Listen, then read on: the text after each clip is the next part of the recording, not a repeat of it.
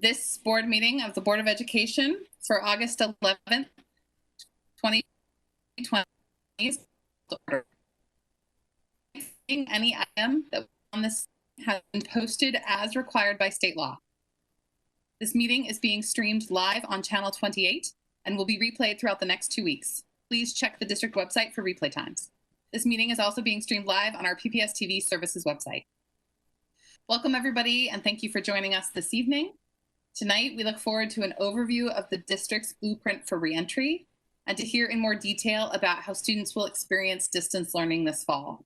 I know there's been a lot of interest in the high school schedule, and I know that we don't quite have finalized information about what the high school schedule will look like, but we will be getting that shortly. We begin with the board consent agenda. Board members, if there are any items you would like to pull, we will set those aside for discussion and vote at the end of the meeting. Are there any items you would like to pull from the consent agenda? So I would like to pull the Portland State IGA senior inquiry courses question or agenda item. Sorry, my dog's choosing to bark for friends. Of course, the dogs know. All right. Do we need to have a motion and second that, or can we just pull that off the consent agenda? It can just be pulled off and then you vote on the consent agenda. It's modified. Okay. We will pull that off the consent agenda and consider that at the end of the meeting. Are there any other items to pull from the consent agenda? Director Lowry, I just want to make sure that we have the right numbers listed in the consent agenda since we had some edits today. Kara, can you make sure that we have, can you tell Director Lowry what the numbers are on the consent agenda? Resolution numbers? Yes. 1 second. We are 6-1. Sorry.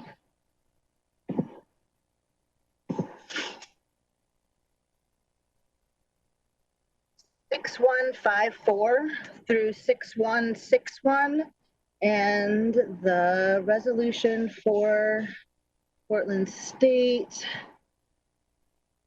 is resolution 6154. So we'll just, the consent agenda will be 6155 through 6161. Great, thank you. Okay. Is there any board, sorry, I've scrolled down my script and I'm lost. Okay, Ms. Bradshaw, are there any other changes to the consent agenda? There was a resolution added about 4 o'clock, which was posted. Okay. Do I have a motion and a second to adopt the consent agenda?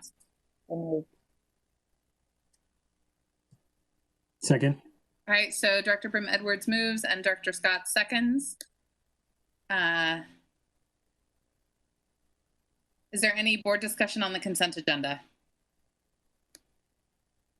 No, but I will send my question for later on this evening to Dr. Cuellar, so that you know what I'm going to be asking.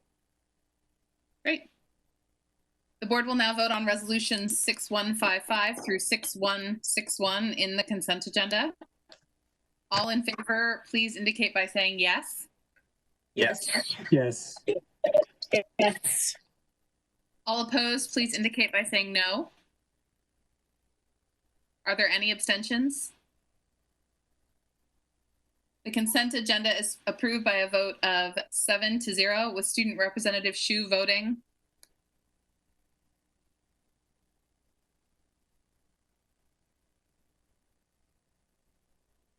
I know I saw Nathaniel on here.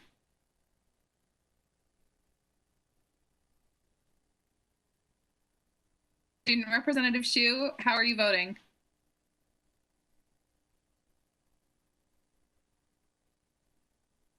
All right, I can't hear him. Can other people hear Nathaniel? No. Give us a thumbs up if you're in favor. There we I can go. hear you now. Okay, Student Representative Hsu voting. Yes. I'm sorry, Director Brim Edwards, was the item you pulled regarding the Green Thumb agreement with PSU or regarding the senior inquiry project? Senior inquiry. So I think that is actually item 5161 and or I forget the first two numbers. 54 is the Green Thumb. Okay, so 6154 should have been on the consent agenda. It sounds like we made an error there in our resolution numbers. Sorry, I'm trying to flip between screens and I didn't have that up. So what's your, Let's just do a quick revote. Yeah, Ms. Bradshaw, can you confirm the resolution number of the PSU senior resolution? So that is 6161. I show that 6161 is the resolution correcting the Scrivener's error in resolution 6153. okay, well, maybe I- board book's not up to date, but I'm looking at board book.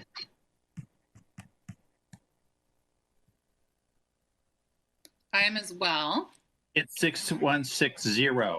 It's part of the there you go, expenditure. 6160. Oh, it's part of the contracts. Okay. Okay, so Liz, how do we say that last vote didn't count? We made an error.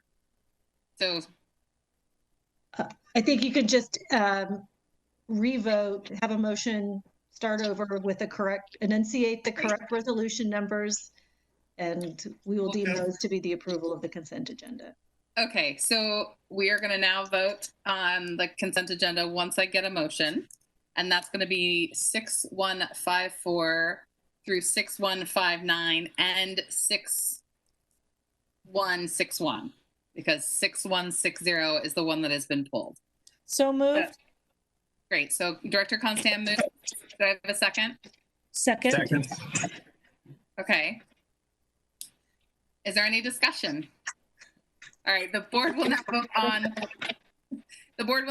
resolutions 6154, 6159, and 6161 in the consent agenda. All in favor, please indicate by saying yes. Yes. Yes. Yes. Yes. All opposed, please indicate by saying no. Are there any abstentions? The consent agenda is approved by a vote of 7-0 with Student Representative Shu voting.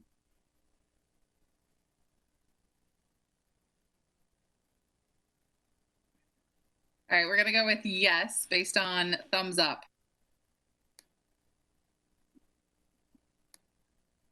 All right, we now turn to student and public comment. Before we begin, I would like to review our guidelines for comment. The board thanks the community for taking the time to attend this meeting and provide your comments. Public input informs our work, and we look forward to hearing your thoughts, reflections, and concerns. Our responsibility as a board is to actively listen. Board members and the superintendent will not respond to comments or questions during public comment, but our board office will follow up on board-related issues raised during public testimony. We request that complaints about individual employees be directed to the superintendent's office as a personnel matter. If you have additional materials or you would like to provide to the board or superintendent, we ask that you email them to publiccomment@pps.net. Again, that is publiccomment@pps.net. Please make sure when you begin your comment that you clearly state your name and spell your last name for the record. You will have 3 minutes to speak. You will hear a sound at the 3-minute mark, which means it is time to conclude your comments. Ms. Bradshaw, do we have anyone signed up for student or public comment tonight? Yes. We have Taviandre Thomas. I don't see his name in the list, but I wanted to call him, make sure.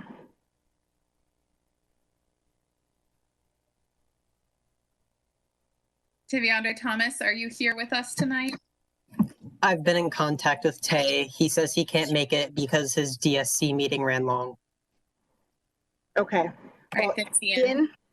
you're next on the list. So Ian Simpson. All right. Superintendent Guerrero, Chairperson Lowry, school board members, and community members, thank you for hearing my testimony tonight. My name is Ian Simpson, S-I-M-P-S-O-N, and I'm here today representing Cleveland High School and the Student Voice for the Arts to testify against the switch to the 4x4 schedule instead of the normal 8-period AB schedule. While this would have been favorable for online school earlier this year when no teacher had a plan for online learning and how it would work, it is not favorable for the upcoming school year. Students already spanned the 3 months of summer break with no material to keep them up, and I can personally say that I, along with many other students, forget a decent amount of what I was taught in that time. Now imagine if that time was expanded to more than 7 months. Art and music are not subjects that you can cram for. They require weeks, months, and years of practice and guidance from teachers that can not be provided in just a few months' time, just to be abruptly stopped in the middle of the year. I would much rather be online with an 8-period schedule than be at school with the 4x4. I'm here to advocate for the arts, but this impacts all students no matter what their aspirations are. I learned just today that Cleveland High School and Lincoln High School have been exempted from the 4x4 schedule due to conflicts with the IB program, and I applaud that. However, there are still many other schools out there who have amazing art programs and whose students would be hurt by the 4x4 schedule. Band at Cleveland would not be the same if it weren't for our constant competition against Grant or Franklin. In the short time that the Student Voice for the Arts has been operating alongside the district's Master Arts Education program, we have made huge advances towards giving all students an equitable opportunity to receive arts education. Let's not intentionally backtrack now that we have accomplished so much. Thank you. Thank you. Ms. Bradshaw, is there further public comment? Yes. Lily Stewart. Dear members of the board and community, my name is Lily Stewart, S-T-E-W-A-R-T, and I'm a rising junior at Grant. I've attended PPS schools since kindergarten. In the past few months, I've found myself frequently worried. In worrying about a looming pandemic, the rights and safety of BIPOC peers, and the state of the world at large, I have also found time to worry at length about the future of my education and the system of education in general. I see this time as an opportunity to rethink what's really important, but also as a chance to vastly expand inequality that has always surrounded our school system. It is with this lens that I ask the district to commit to specifics on what middle and high school will look like. In my house, I know that I will be responsible for helping my younger brother, a rising 6th grader, navigate his transition to middle school as my mom works to independently support our household. With this in mind, families like mine need to know how to plan for the year ahead. High schoolers need a schedule ASAP and an opportunity to revisit the courses we forecasted for last spring. This must include the ability to ask for a lighter course load. For me, that means evaluating whether I can really manage 5 college-level courses from my house and care for my little brother at the same time. For others, it means reworking schedules at jobs they've obtained. For all students, it means having the tools to create rhythm and structure and be better prepared for the year ahead. As the schedule is created, please do not give up on the idea of an 8-course layout. Visual and performing arts, sciences, world language, and math programs all work best when students have the ability to learn consistently rather than trying to cram everything into a small window. These courses give students an opportunity to build deeper relationships with teachers and peers that have already been stretched thin by the pandemic. They give students like me something to look forward to and opportunities to see long-term growth. Condensing classes only provides more chances for struggling students to fall behind. In addition to these requests, please consider transitioning to Zoom instead of Google Meets. As a student who's relied on Section 504 to participate fully in school, Zoom is a better option for me and my peers. It has been consistently deemed more accessible and less overwhelming, provides more options and flexibility for students and teachers, and has updated security and encryption to protect students and data. The interface means that students can ask questions privately and have a teacher answer them publicly or individually. It gives students and teachers the ability to see anyone in class has elected to turn their video on, rather than watching as each pass of a mouse shifts the positions of my classmates in Google Meets. While online learning cannot replicate in-classroom instruction, it offers new possibilities. To work most effectively, it must include ways for me to build relationships and check in with my teachers about how I'm doing, not only in school, but in the rest of my life. There are many things that will be different about the upcoming school year, but it is imperative that details arrive in a consistent and timely fashion for the sake of all students and families. Thank you. Thank you. Is there further student comment, Ms. Bradshaw? Yes, we have Adam Calverley. Hi, my name is Adam Calverley, Calver, and I am an 8th grader at Jackson Middle School in Zone 1. I attended Stevenson Elementary School, and at this point in time, I plan on attending Wilson High School for my high school years. Thank you so much for the opportunity for me to talk to all of you guys today. I want to give an additional thank you to Principal Cosmella, Ms. Barnes, Ms. Ventura, and of course my mom for the help you guys have given me. I'm here today to ask you to accept our committee request to explore the renaming of Jackson. A committee is very crucial to get community data and input. This committee would include the voices of educators, parents, and students. As you know, this committee would be one of the first steps in the renaming process. This summer, I was already able to get community input with my petition on change.org with over 2,500 signatures and over 600 comments supporting the renaming of Jackson.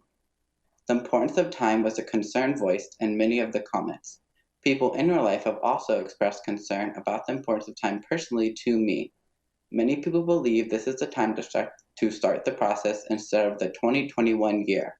Personally, I would like to get this committee started as soon as possible. The sooner the better. The renaming is important to me because I would like to leave Jackson better than I found it. Also, I would like to decrease the amount of racial discrimination among PPS schools, including Jackson. A building named after Andrew Jackson gives off a message saying PPS and the community honors slavery, oppression, racism, removing people from their land, and genocide. I hope this is not what Portland Public Schools stands for, as these are ideas we stand against. To recap, I'm asking the board today to honor our committee request to begin the renaming process of Jackson Middle School. As in one of your last board meetings, it was stated the community should take the lead and the board should support. Thank you. Thank you. Ms. Bradshaw, is there any more student or public comment? Yes, Erica Compere.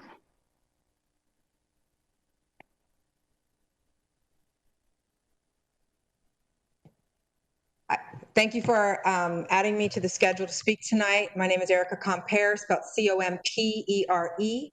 I recognize this is a challenging time. Things are moving quickly and we're all improvising to provide the best we can with the information available.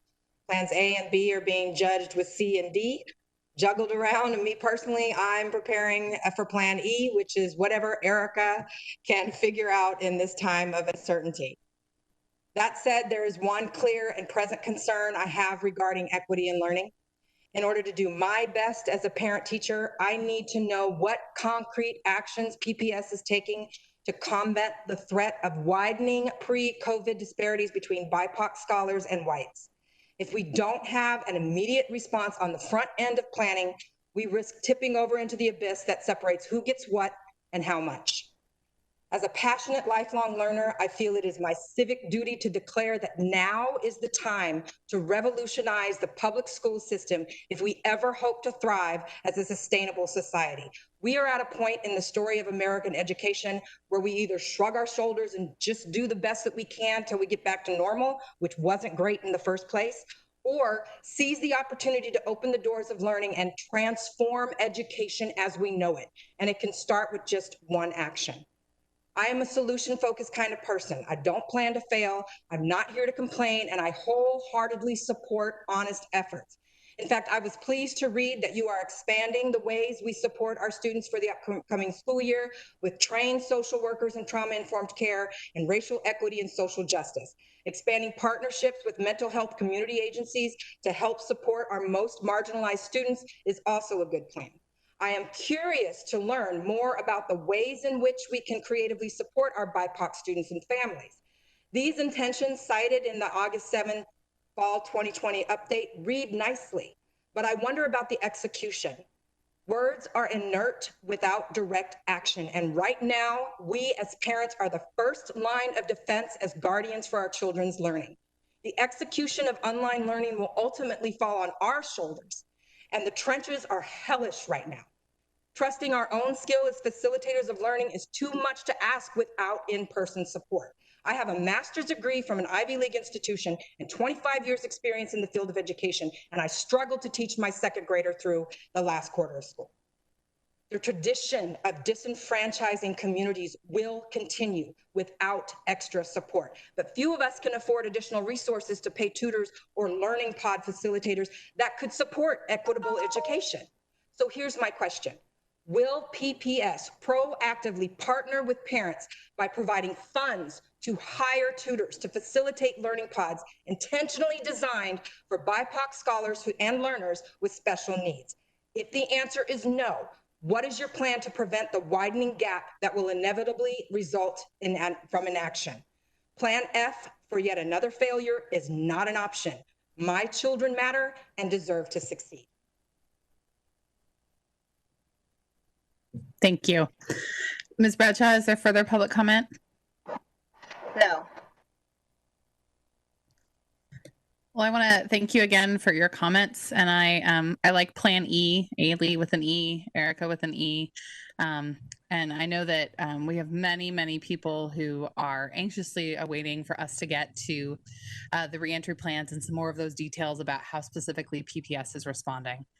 If you have any other follow-up or comments, you can send those to us and follow up with our board manager, Roseanne Powell, if you have something specific that you want to follow up with on your comments. We turn now to our student representative, Shu. Nathaniel, would you like to provide us with your report this evening? Yes, can you hear me? Yes? Yes. You know? Great.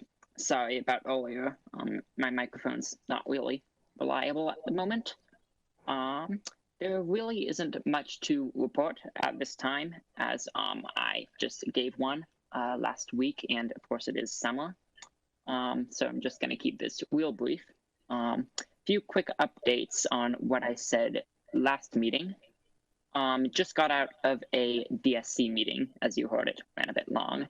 And I'm happy to say that we have finalized a schedule for committees.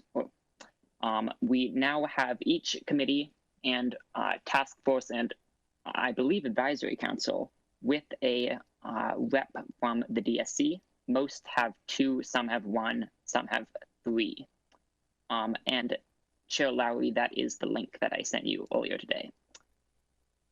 Also, about 1.20.012p, our governing policy, we have set up a meeting later this week to discuss our engagement policy, our engagement strategy, as I mentioned in the last meeting. And finally, members of the DSC thought that it was important to note that there have been a great number of students who have been really engaged in trying to figure out what this next year schedule is going to look like, and that is truly critical. With that, I believe that's it. So thank you. Thank you, Student Representative Shu. Superintendent Guerrero, do you have a report to share with us tonight? I do, Chair Lowry. Good evening, directors, and to those watching our live stream. A few areas I'd like to focus on. This evening, we have as a main entree another regular update to the board on our reentry plans. Hopefully, board members and community have continued to hear evolving and continued details around some of our planning. So in a few moments, our team is going to provide yet another update on fall 2020 planning. They're going to walk directors through some of the key parts of our school district's plan for reentry this fall, which is expected to be captured in an Oregon Department of Education template referred to as a blueprint. We're in good shape there. And even as we continue to make adjustments to Department of Education guidance, today superintendents received some additional changes, modifications, and new guidance. So we continue to incorporate those each week. Directors should know that school districts up and down the Willamette corridor and the state are all in real time supporting one another in developing their plans for reentry. So and that includes all aspects, whether it's instruction or nutrition, or supports, health and safety protocols, et cetera. So directors will get it this evening, another dose of information and details, and we'll make sure to make plenty of time and staff available for your questions. Normally, I want to acknowledge August is always a busy month, getting ready for the launch of the school year, and this is not a typical back to school. But I want to recognize students, families, and staff have many questions at this time. For example, and we've already heard again this evening, and thank you those who have written in. Everyone wants a firm understanding of what to expect with our school schedules. So we're continuing to work with school leaders, educators, and our labor partners. We'll be sharing this evening some sample schedules for certain grade levels this evening. And we look forward to sharing some of the flexibilities for secondary students that also accommodates high schools with IB programming, as well as some of the arts programming you heard advocacy for earlier from our students wherever possible. And just to keep up to pace with the adjustments and in planning and implementation for the school year, just to let the directors know, this week I've also transitioned some of our internal work to focus on firming up our goal of identifying things like a menu and array of supports for our students and families. I appreciated the advocacy earlier. I also want to thank all those parents, in particular from communities of color, who provided input throughout the summer and participated in some of our focus groups. We're looking forward to incorporating many of those good ideas and suggestions. So encourage everyone to stay up to date with information posted on our website. We try to get out a community-wide news update as we collect substantive information, and many more details will continue revealing themselves and may even come in the coming week before the next regular board meeting. So you'll hear more from the team in just a moment. Second thing I wanted to talk about, because in the midst of even this pandemic, the school work calendar moves on, and one of our traditional milestones is to always welcome back our school leaders, our principals and assistant principals.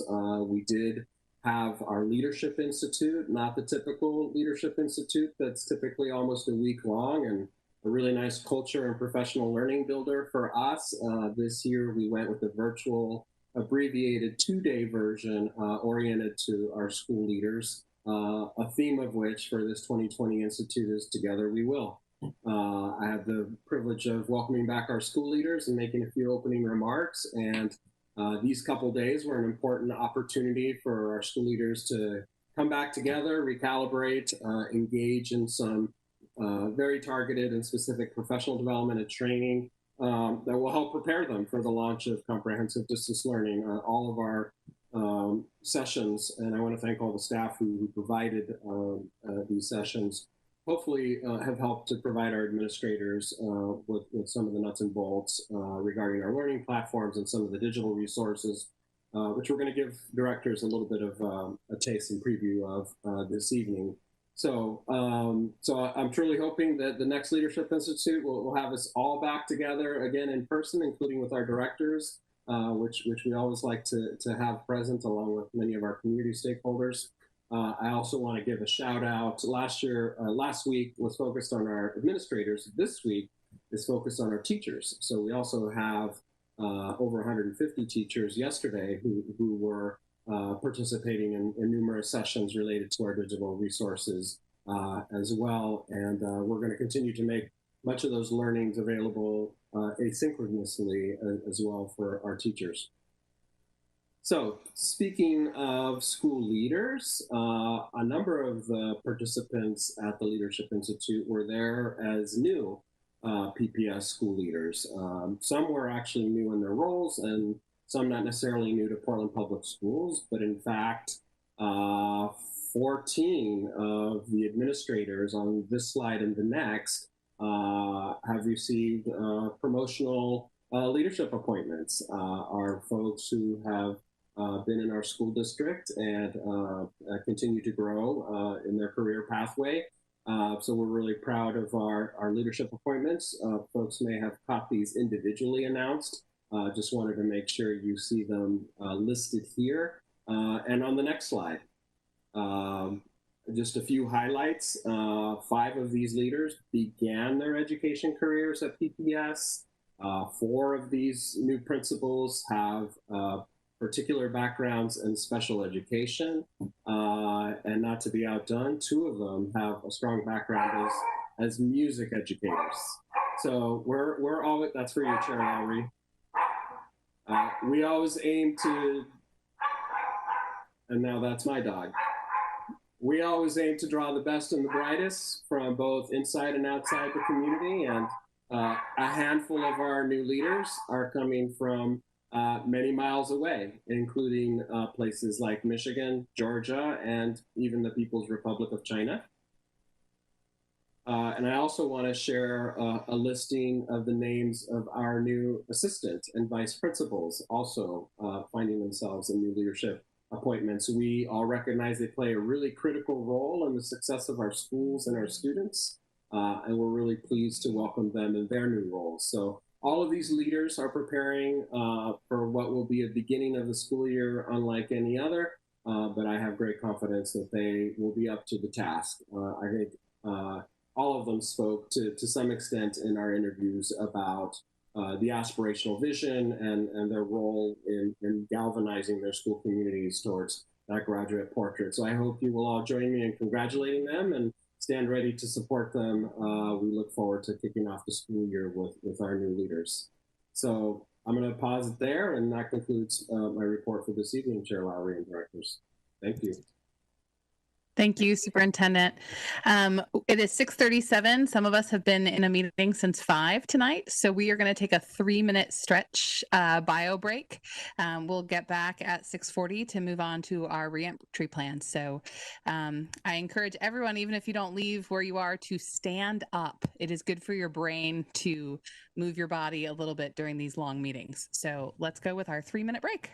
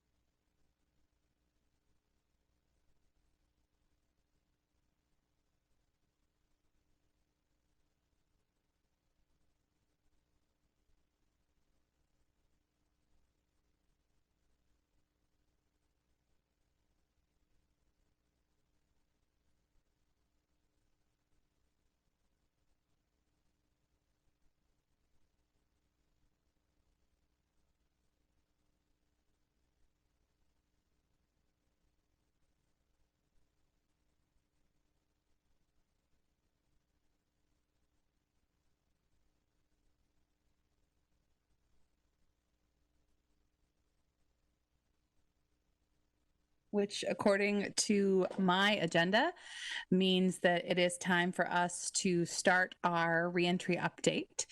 Superintendent Guerrero, are you there? Great. Did you stand up? I confess that I did not.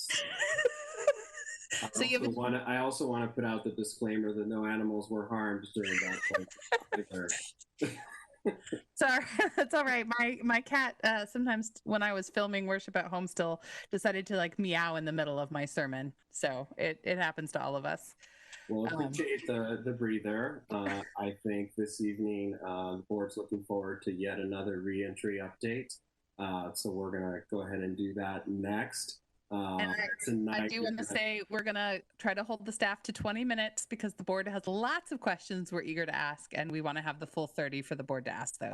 I'm positive there are stopwatches being set the moment I stop talking, but I did want to start off by saying in advance, I want to appreciate Chief Brenda Bartnick, who has served to sort of facilitate and convene an advisory committee and numerous work groups, and as we allow our chiefs to get back to the core functions of their work, and we streamline on our implementation phase. I just want to thank her and all of the other work group leads who have diligently been working and collaborating with other districts and other technical assistance that's been supporting our district. So thank you for your leadership, and I'm looking forward to having directors here from our other senior level staff that are going to talk about all the important components that continue to take shape. Okay, start the stopwatch. Take it away, Chief Martinick. Thank you, Superintendent. Thank you, Board Chair, the board, our families, and our community.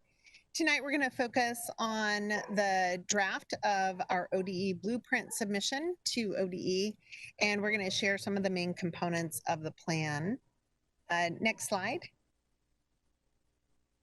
We continue to ground all of our discussions and our actions in our racial equity and social justice work, our theory of action, and our strategic plan. So as you can see, I'm not going to go through these again tonight, but this is how we have been using our guiding principles to plan all of our work. And that is not my dog, that is a neighbor's dog. So next slide. So we're going to be submitting our ODE blueprint in regards to our comprehensive distance learning plan, which is our virtual learning plan. And that's going to be submitted on this Friday. There's a number of parts to the blueprint, such as community engagement, operations, nutrition or our meal sites, professional development, and attendance. But tonight, we're going to focus on 4 main pieces of our virtual learning or our comprehensive distance learning. They are our academic conditions, our digital learning needs, our racial equity and access, and student and family supports. So right now, I'm going to go ahead and turn the time over to Dr. Luis Valentino. Good evening, Board Chair Lowry, Superintendent Guerrero, board members, community. Can you please go to the next slide, please? So to ensure comprehensive distance learning, we have to be clear that there's a premise that informs our work. And one is that every student, each and every student will receive an engaging and comprehensive, rigorous academic experience every day of the week, and every week during the closure and even after. The learning day will be organized so that the time that the educators spend directly interacting with students will be of high quality and focused on meaningful learning tasks. Families will receive focused support and training for digital learning tools, and you will hear more about this in a second. And the comprehensive distance learning planning and instruction will include centrally and teacher design lessons, and there will be integrated district-wide support services available to the students, the teachers, and staff. And when we think about the kindergartners and the reentry, we really have to think about the early learner. And so Emily Glasgow, Director of Early Learning, will share information that actually focuses on that group of students. Thank you, Dr. Valentino. And we can go on to the next slide. So we did want to pause and take a minute to talk about the kindergarten transition and the kindergarten experience. The early learning department always puts extra attention and extra support and extra planning into kinder transition. And we know that this year that's even more necessary than ever. So we wanted to just highlight some of the things we're working on. In the spring, we launched online registration for kindergarten. that continues to be open and has made it possible for families to register and continue to register in a digital environment. We're working with our technology department to make sure that there are developmentally appropriate devices that will be available to kindergarten students whose family need them for home learning, and also working on physical material backpacks that we can get out to households to support families and students with learning. We're working on community meet and greets, both at the central level and at the school level. We're hoping to organize a kindergarten family town hall at the central level sometime before the end of August. And we're working with principals to make sure that schools are also hosting unique meet and greet virtual opportunities for kindergarten families to connect. We are working on orientation to the virtual platforms that are going to be in place for kindergarten families. That will begin as soon, hopefully, as next week, when principals will have a kindergarten specific document they can start sending out to families to start orienting families to the digital platforms that they'll need familiarity with to do learning at home. And then we have a team that's working centrally on creating multilingual videos and graphics to support families through the end of August and into September, so that they know how to use the tools their kids will need to use to access learning. We're also asking that teachers take the time in the first couple of weeks of school to make a one-to-one connection with every family. That might look like a call, it might look like a video chat, or it might look like a virtual or a distance home visit. As we're thinking about the actual learning program for kindergartners this year, we're leaning heavily on our new early learner core values. You can see that document here, and it's also linked in the presentation. Last year, we convened a P3 advisory council of 35 people, including central office leadership, school-based people, community partners, and we worked to backward map the graduate portrait to an early learner portrait to really flesh out what do early learners need to be able to meet the graduate portrait by the time they graduate from high school and PPS. So we're using that document this year to drive our planning and thinking. We're using it to think about the soft start that will be kind of the entry into kindergarten this year, which will really focus on building community and relationships with both our kindergartners and their families. We're leaning in to make sure that our kindergartners are getting small group instruction that's appropriate for their developmental needs. And we'll be doing some specific kindergarten teacher and EA professional development in early September and throughout the year, focused on how do you apply these core values to create developmentally appropriate practices in a digital learning environment. So I'm going to pass now to Kevin Crotchett from Learning Technologies to share a little bit more about the specific platforms that I've referenced. Good evening to all. Next slide, please. There we are.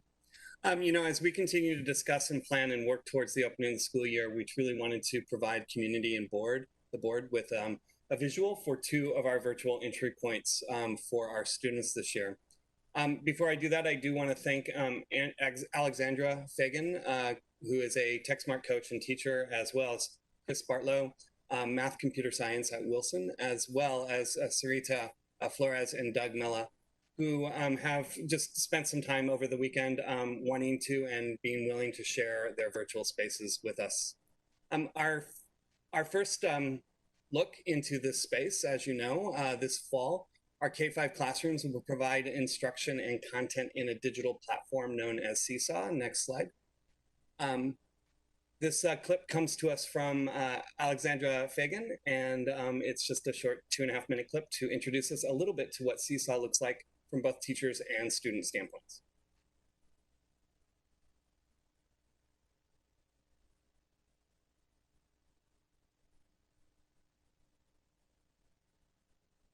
Will it play?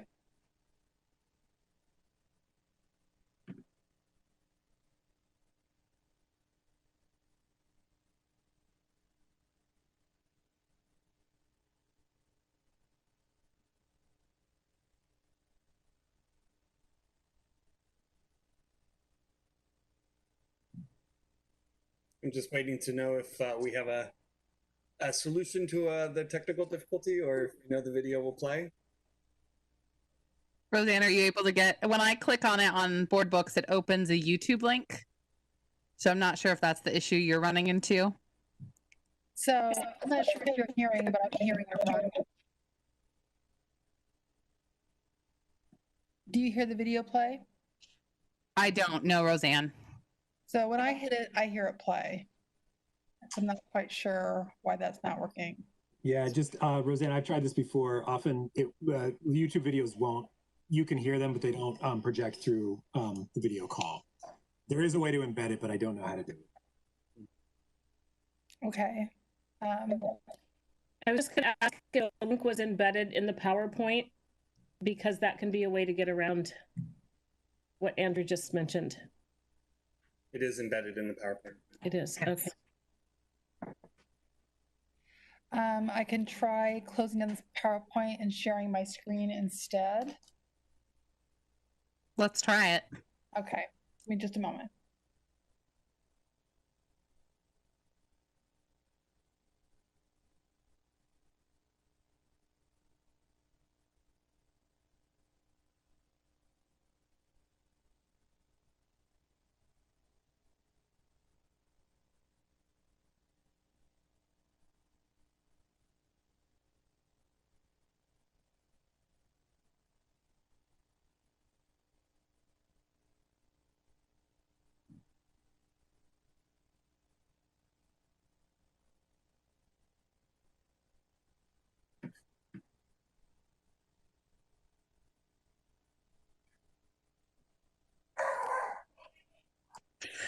I don't think that's the video. I think is that the neighbor's dog again, Brenda?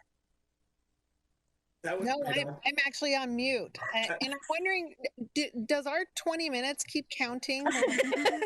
No, I'm going to be nice and not count the technical difficulties in your 20 minutes. But I do think, I mean, this is perfectly illustrating the challenges that we're all facing and that I think our students are also facing of this is a lot to navigate. And even for us who use computers all the time and do these things a lot, it is challenging. So we'll give you credit. We'll show grace, which I know is part of what we all will be doing with our students this year. All right, Dan, are we ready? Okay, let's give it another try.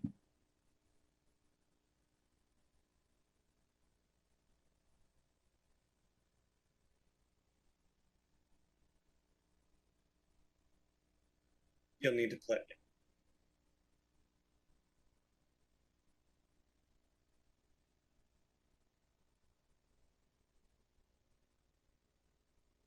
Unfortunately, the video is not, the audio is not coming. I had to unmute it when I played it on mine, Roseanne. So on the on the bottom left. About how students would be thinking of different animal traits that they would compare themselves to. Can we go ahead and start that over, Roseanne, at the beginning? Yes. We started the lesson with a Google Meet invite that was sent out through Seesaw, or the Students Learning Management System.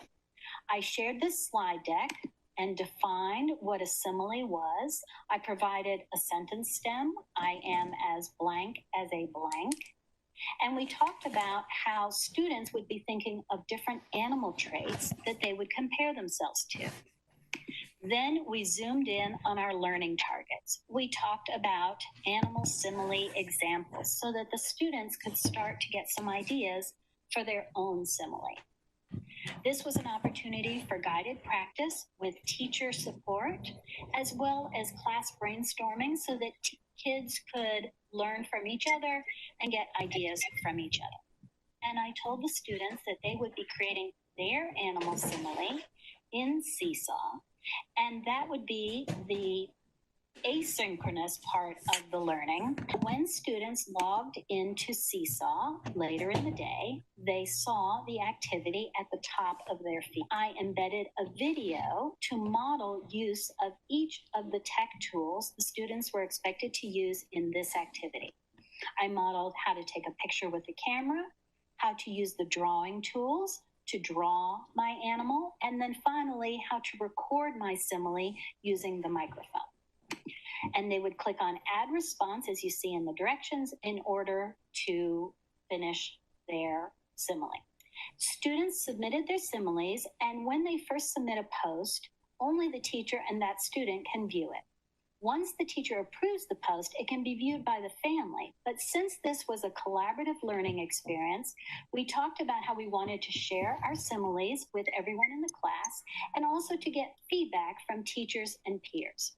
So as I scroll down, you'll see I changed the viewing to everyone.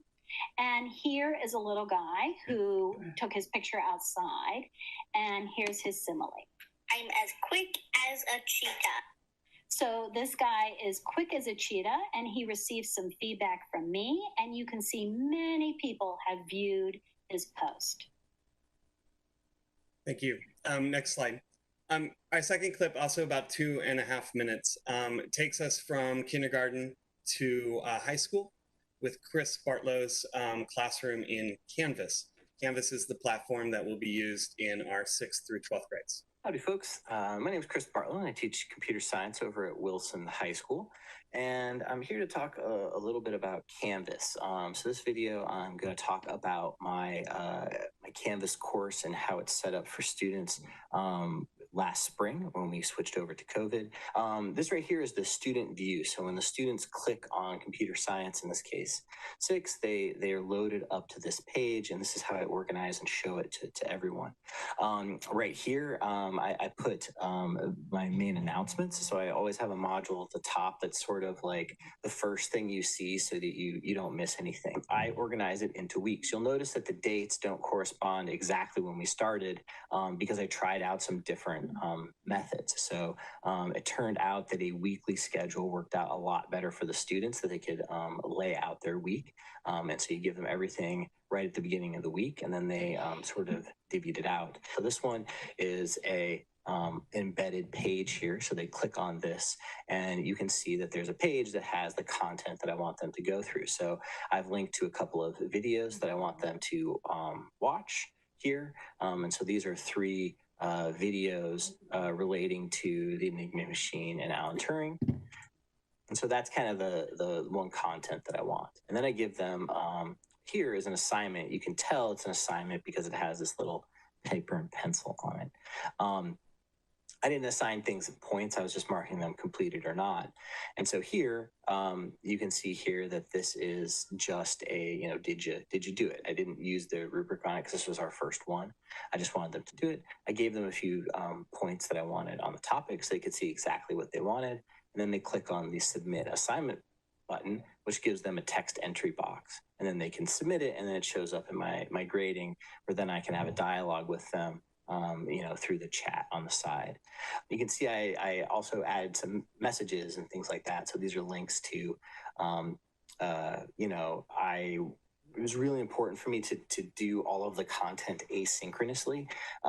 It's so essential for the kids to have the content be available asynchronously. They cannot access this material live very often. Most of the kids have very disrupted schedules, poor internet connections, things like that. And so being able to see a video from me or see the content written down was pretty essential for them. Then we have a couple, it was a multi-week assignment. So here we did some skill building activities, learning about interactive fiction, and then we had the final weeks be about building that and turning in like an actual prototype of interaction fiction piece. So thank you. Thank you so much for getting the videos working and honoring the teachers as well. I just note that the links there to the full videos, which are 5 to 10 minutes long from both teachers, are available for your post session review. With that, I turn to Dr. Bird and scheduling considerations. Thank you.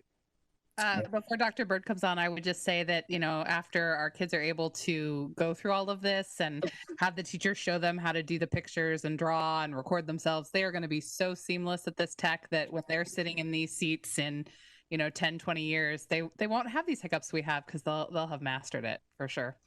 Dr. Bird? All right, thank you, Chair Lowry. We get the slideshow back up. It's coming back up. I just want to just talk to you about the schedule considerations that we used when we were creating the schedule. So we used the guiding principle that we're going to center the needs of our Black and Native students.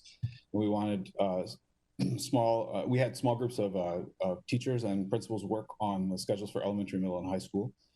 We want this to look different than the spring, and it needs to, because there are some guidelines from ODE that we need to follow, and including daily engagement, and attendance and grades will be taken. We want to make sure, though, that there's opportunities for both small group instruction and that we're prioritizing engagement for both in-person and applied learning. Okay, next step. So I want to just show you a couple of sample schedules. So if you were a first grade student, so what we're basically saying to school leaders is, here's the box. These are the things that need to go in the box, and then you can arrange the times that you want to do things. So not everybody will do necessarily literacy at first thing in the morning. Some people will do math first. So we just are providing the framework for it, and then certain elements need to be there. So in this first grade student, they'll have some time in the morning at all levels, elementary, middle, and high school, to go to nutrition hubs to get their food, their breakfast and lunch, so that they'll have uninterrupted time during the day to learn. Because we needed to schedule a lunch period in the middle of the day. But you'll see here that this first grader will start out with a class meeting after they go and get their breakfast. They'll have their breakfast, have their classroom meeting. Then they'll go into a language arts block. They'll have a break for recess, go into math and their specials classes, and then another break. So you'll see in the what I would just point out about the first grader schedule is that there are breaks in there so that they're not in front of a computer screen for hours on end. So we wanted to provide some breaks in the day. When they come back from recess, they'll have maybe they'll have some small group work or intervention work for those children that need it, or enrichment work for the children who need that.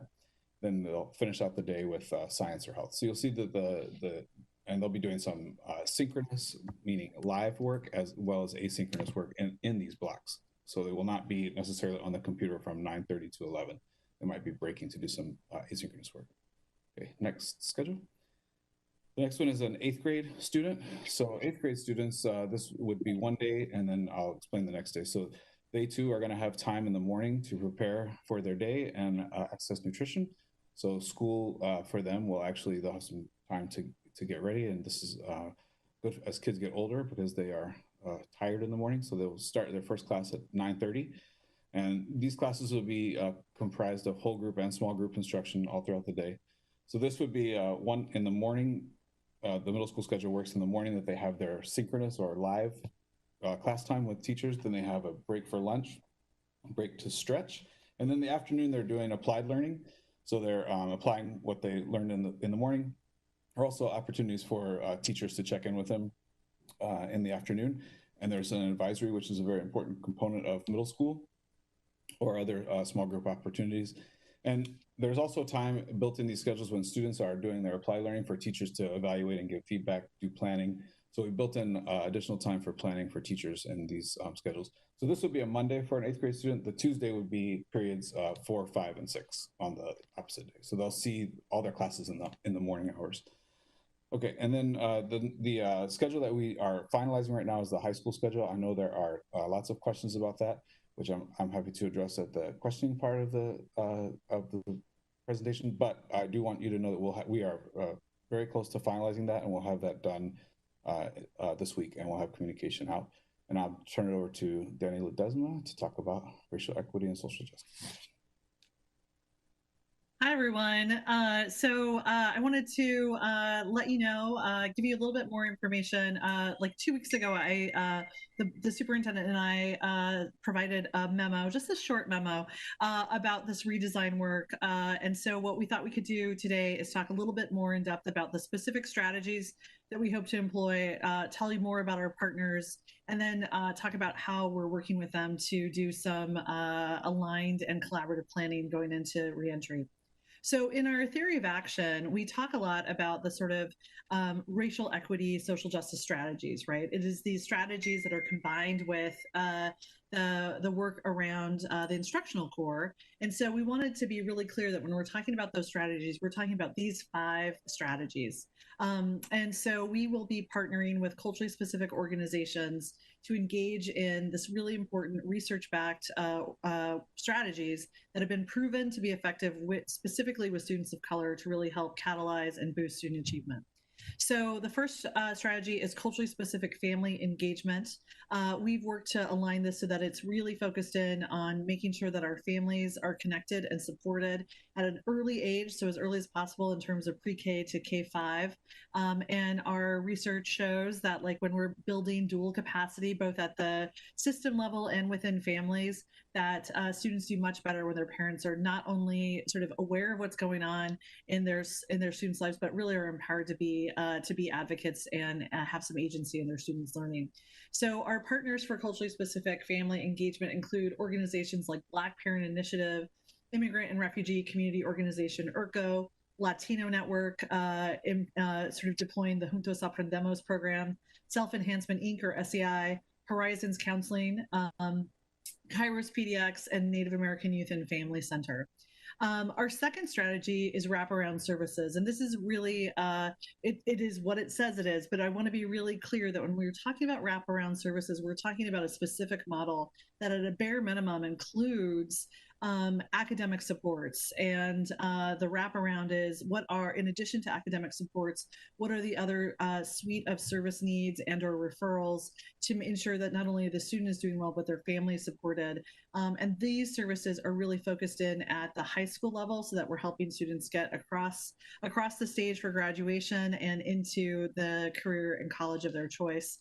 And our partners for wraparound services include IRCO, Latino Network in Early Escalera, as well as Colegio de Padres, Open School, the Step Up program, Portland Opportunities Industrialization Center, or POIC, SEI, and NEA Family Center. And then our last three strategies are really focused in on providing direct services to middle school students in three key areas as you think about like the adolescent and the pre-adolescent student, who's really important that we're supporting their development in terms of a positive cultural identification, as well as developing that agency so that they're taking charge of their learning, actively engaged in their learning, and setting them up for high school success. And so we're engaging in mentoring and leadership development, extended learning and enrichment, and positive cultural identity development programming. And our partners include the Center for Intercultural Organizing, the Coalition of Black Men, IRCO, Latino Network, Michael Grice and the Ambassadors Program, POIC, REAP Incorporated, the IM Academy, Horizons Counseling, Chess for Success, Urban League, Black Parent Initiative, NEA Family Center, IRCO. We really have a robust set of culturally specific partners. And the reason why I want to just key in on culturally specific partners and why we think that's really important is when we talk about culturally specific partners, these are organizations that not only have culturally responsive or targeted programming aimed at a specific population, they have expertise, they have experience, same lived and shared lived experiences or students of color, but they have a deeper level of accountability to the communities that they serve. So their board, their staff, their leadership teams are all reflective of those communities, and they have what I like to call grocery store accountability. So when they're in the grocery store, they see the families and the students that they're serving, and they're held accountable because they're in community with folks, and there is that structure. So overall, we're partnering with 16 culturally specific partners. We're prioritizing services at our CSI, TSI, and title schools. And we're in the process of finalizing our contracts. You'll see those coming up over the next couple of board meetings as we move into the school year. At the same time, we're also meeting with our partners in three sort of key groups where we're looking at ways that we can really collaborate across all of the departments at Portland Public Schools to make sure that our reentry plans are successful and that we have some alignment not only in services, but we're thinking about how we can continue to collaborate. So last Friday from 4 to 5 p.m. on a Friday, we had just amazing folks from PPS who met with our high school providers to identify places where we can collaborate. This Friday at noon, not at 4, not at 5, we're going to meet with our culturally specific family providers to talk about that access to technology, to devices, to think about how we can support through professional development for our partners so that it's aligned, so that they can really support our parents in terms of the learning and the new technology platforms. And then we'll be meeting with our middle school providers to really sort of key into how they can leverage a lot of the work that you're going to hear James talk about next around really solidifying those connections between school and community, students and families and their school sites. So I'm really looking forward to continuing to work with our partners. You'll hear a much more robust update once we've got all of our contracts negotiated and our work solidified. But we are in a lot of alignment, and it's been really thrilling to see how all of the different departments are coming together at PPS to really make sure that we're not just talking about the partnerships, which is a very key, but we're really keying into those key strategies that are going to support our instructional core so that our students are succeeding in the fall. So I'm going to turn it over to our Senior Director, James Loveland, who's going to talk about some of our internal supports that we have at PPS. And James, this is Chair Lowry, and we want to hear what you have to say. And I know it's vitally important, but I would also say that you guys are already at half an hour of your 20-minute presentation. And I know that that included technical difficulties. So just want to ask you to be as succinct as possible with all the details we need, if that's not too big of an ask. Absolutely, Chair. I will try to be succinct. Good evening, everyone. So glad to be here to speak a little bit about plans for mental health and wellness supports as we move towards reopening in September. I think I'd like to start with what I think is the most substantial way that we will be able to provide enhanced supports to our students. And that comes in the form of adding additional student support staff directly to our schools as a result of the student investment account funded through the Student Success Act. Thank you to continued support from Superintendent Guerrero, his cabinet, and the school board in prioritizing building-based supports. We are in the fortunate position to be able to add 55 new FTE in the form of social workers, counselors, and qualified mental health professionals to our buildings, to the extent that every PPS school will receive additional support. On top of that, we are adding additional school psychologist FTE to our CSI, or our comprehensive support improvement schools. We're not taking this opportunity lightly, afforded to us by the Student Success Act. We're working hard to develop guidance for our new support staff that will help them serve students across multi-tiered systems of support. I just want to talk, I'll try to be brief here, but just wanted to give a picture of how it might look for a student, a PPS student returning to distance learning in the fall, with the addition of this new support staff. At Tier 1, that looks like coordination with our teachers in reestablishing relationship, building connections, and delivery of social emotional learning content throughout the soft start and into the fall. At Tier 2, that may involve participation in student intervention teams with the task of identifying students at risk or students who may not be responding to this learning and connecting them with intervention. That also looks like delivery of small group supports, sometimes in collaboration with community partners that Danny described in detail. We know often that, especially for students of color, our community partners have relationship and trust that results in much more successful and enhanced support. Beyond the individual counseling and therapeutic support at Tier 3, PPS will continue to contract with our mental health providers, all of whom stand ready to provide teletherapy throughout the fall. We are working to expand and fund expanded partnership with culturally specific mental health providers, which we're thrilled about. We've also expanded our crisis recovery capacity to include community partners, particularly around our response to acts of discrimination and hate in our buildings. Lastly, as we prepare to implement Senate Bill 52, Addie's Act, a new policy will be presented to the board this fall that includes building on pre-existing work around suicide prevention that really targets district-wide training for all PPS educators. That includes foundational information around identifying warning signs, connecting students to support, and really working to amplify student strengths and identities, not just pathologizing. With that, I turn it back to Chief Martinek.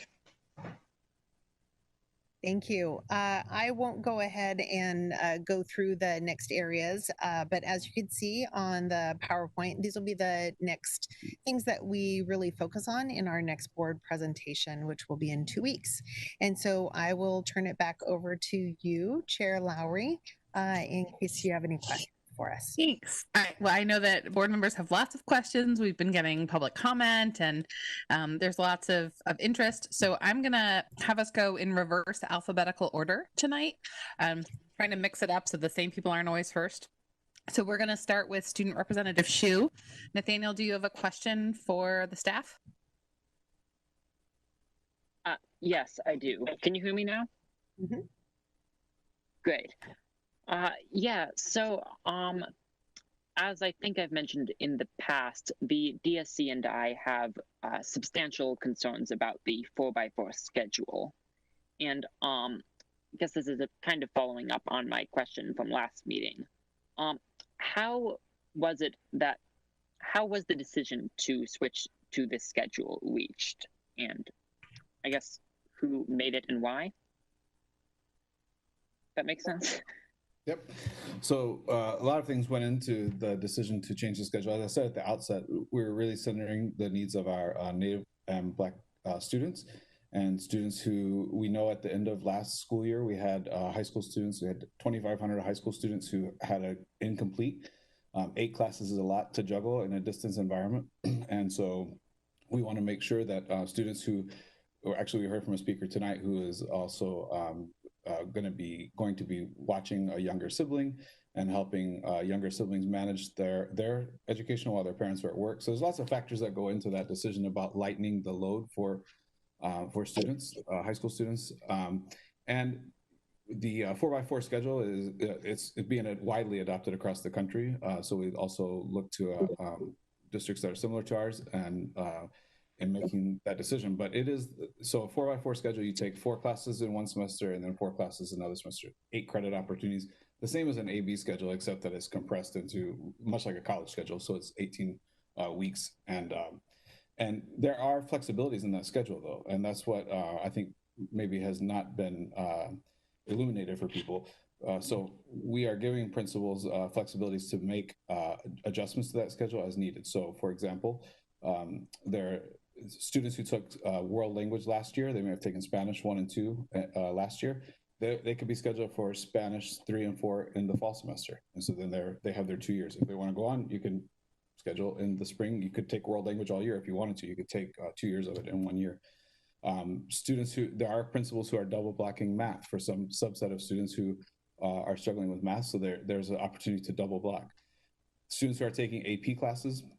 So I'll tell you that I taught on this schedule 22 years ago as a teacher. I taught AP English Lit, and then the school I taught at switched to an AB schedule.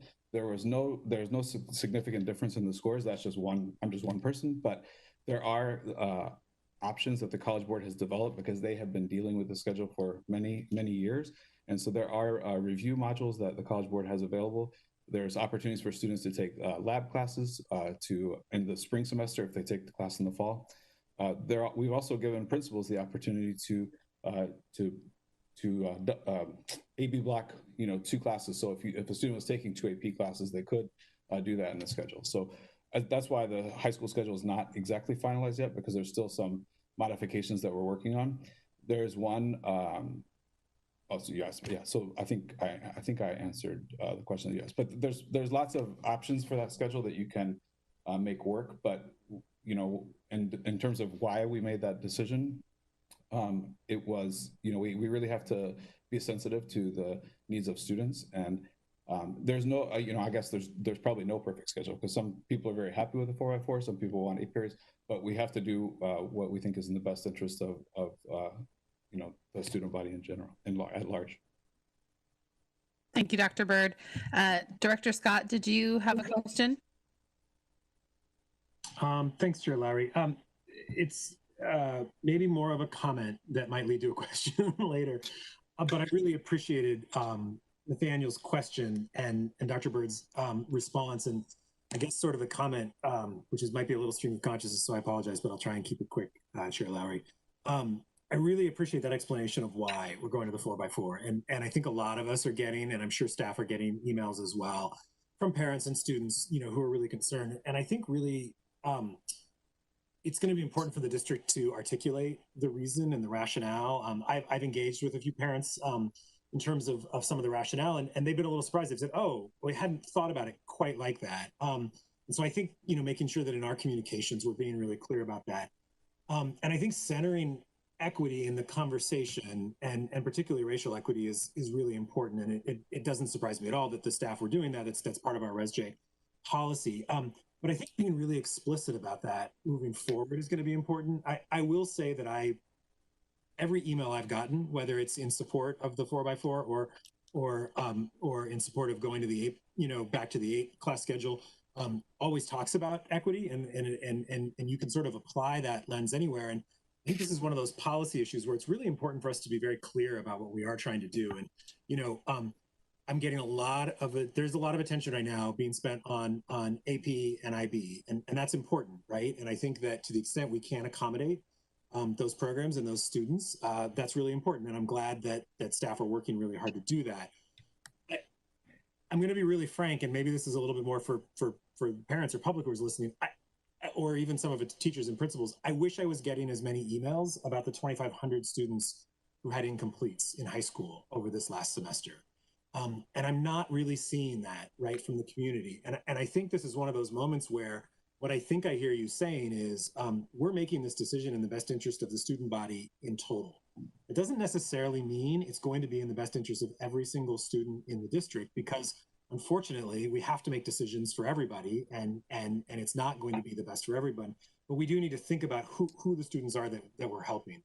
And again, if there's a win-win here, I think I'm really interested in finding it, and it sounds like there may be, and we're going to get more details about that as we go through the week, and over the next couple of weeks. But I think really talking about why we're doing it, we really are doing it to focus on those students who are, you know, desperately in need of the help, and really, frankly, at risk of not completing high school at all if we don't have some interventions there. So again, not a question, just a comment. Thanks. Thanks, Director Scott. Director Moore, did you have a question?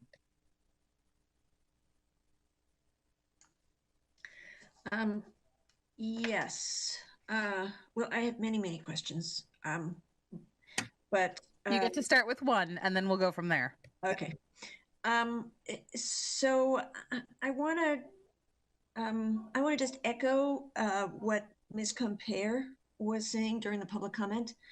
Can somebody speak to the kinds of supports that are going to be available to students receiving special education services and their families, to ensure that they can really make best use of the whatever is available during the distance learning environment?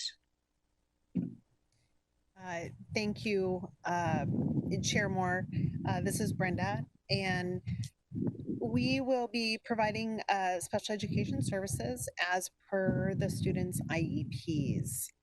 What we will be doing is we will be having to meet with families for students' IEPs that we cannot meet in a comprehensive distance learning model. One example might be for students who receive one-on-one paraeducator support. Since it's in a virtual learning setting, we will be able to provide support in a individual way in person. However, we are working with our instructional technology department to see how we will be able to individualize student supports in small group settings within the classroom or during the instruction time. Additionally, we are working with our speech pathologists, our occupational therapists, and our physical therapists to provide some of that small group or individualized support. We did provide training for our speech paths so that they are able to provide the teletherapy supports for students in a virtual setting. And so those are some examples of things that we will be doing. For students in our Learning Center classrooms, they will participate in their general education classrooms right along with their typical peers. And then we will be providing additional supports with our Learning Center teachers in partnership with our general education teachers. And then when Dr. Bird showed you some of the specialized instructional time or electives or other different areas during the day, that's when we would provide some of those extra supports, not just for our students with special needs, but also students in our Tier 2 and Tier 3 of our MTSS needing additional interventions or supports.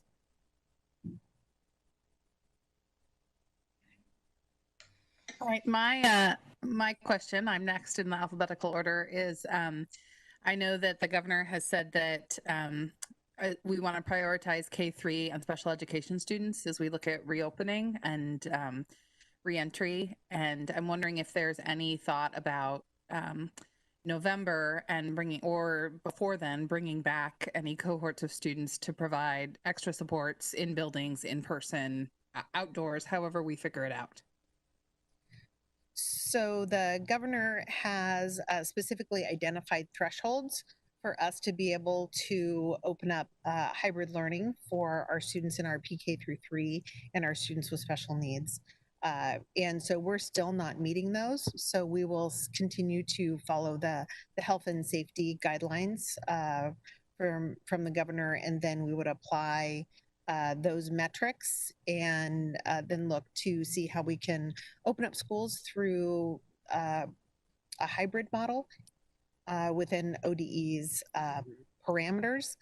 And so what we would do is look at that pre-K to 3 model and special ed, which actually is the hybrid model scenario that we had started planning around actually about 8 or 9 weeks ago before the infection rates got higher and higher. So it is something that we've actually already started planning for. We've done the building capacity maps already. So we have a list of that. Our special ed classrooms have already designed what that would look like in a hybrid model.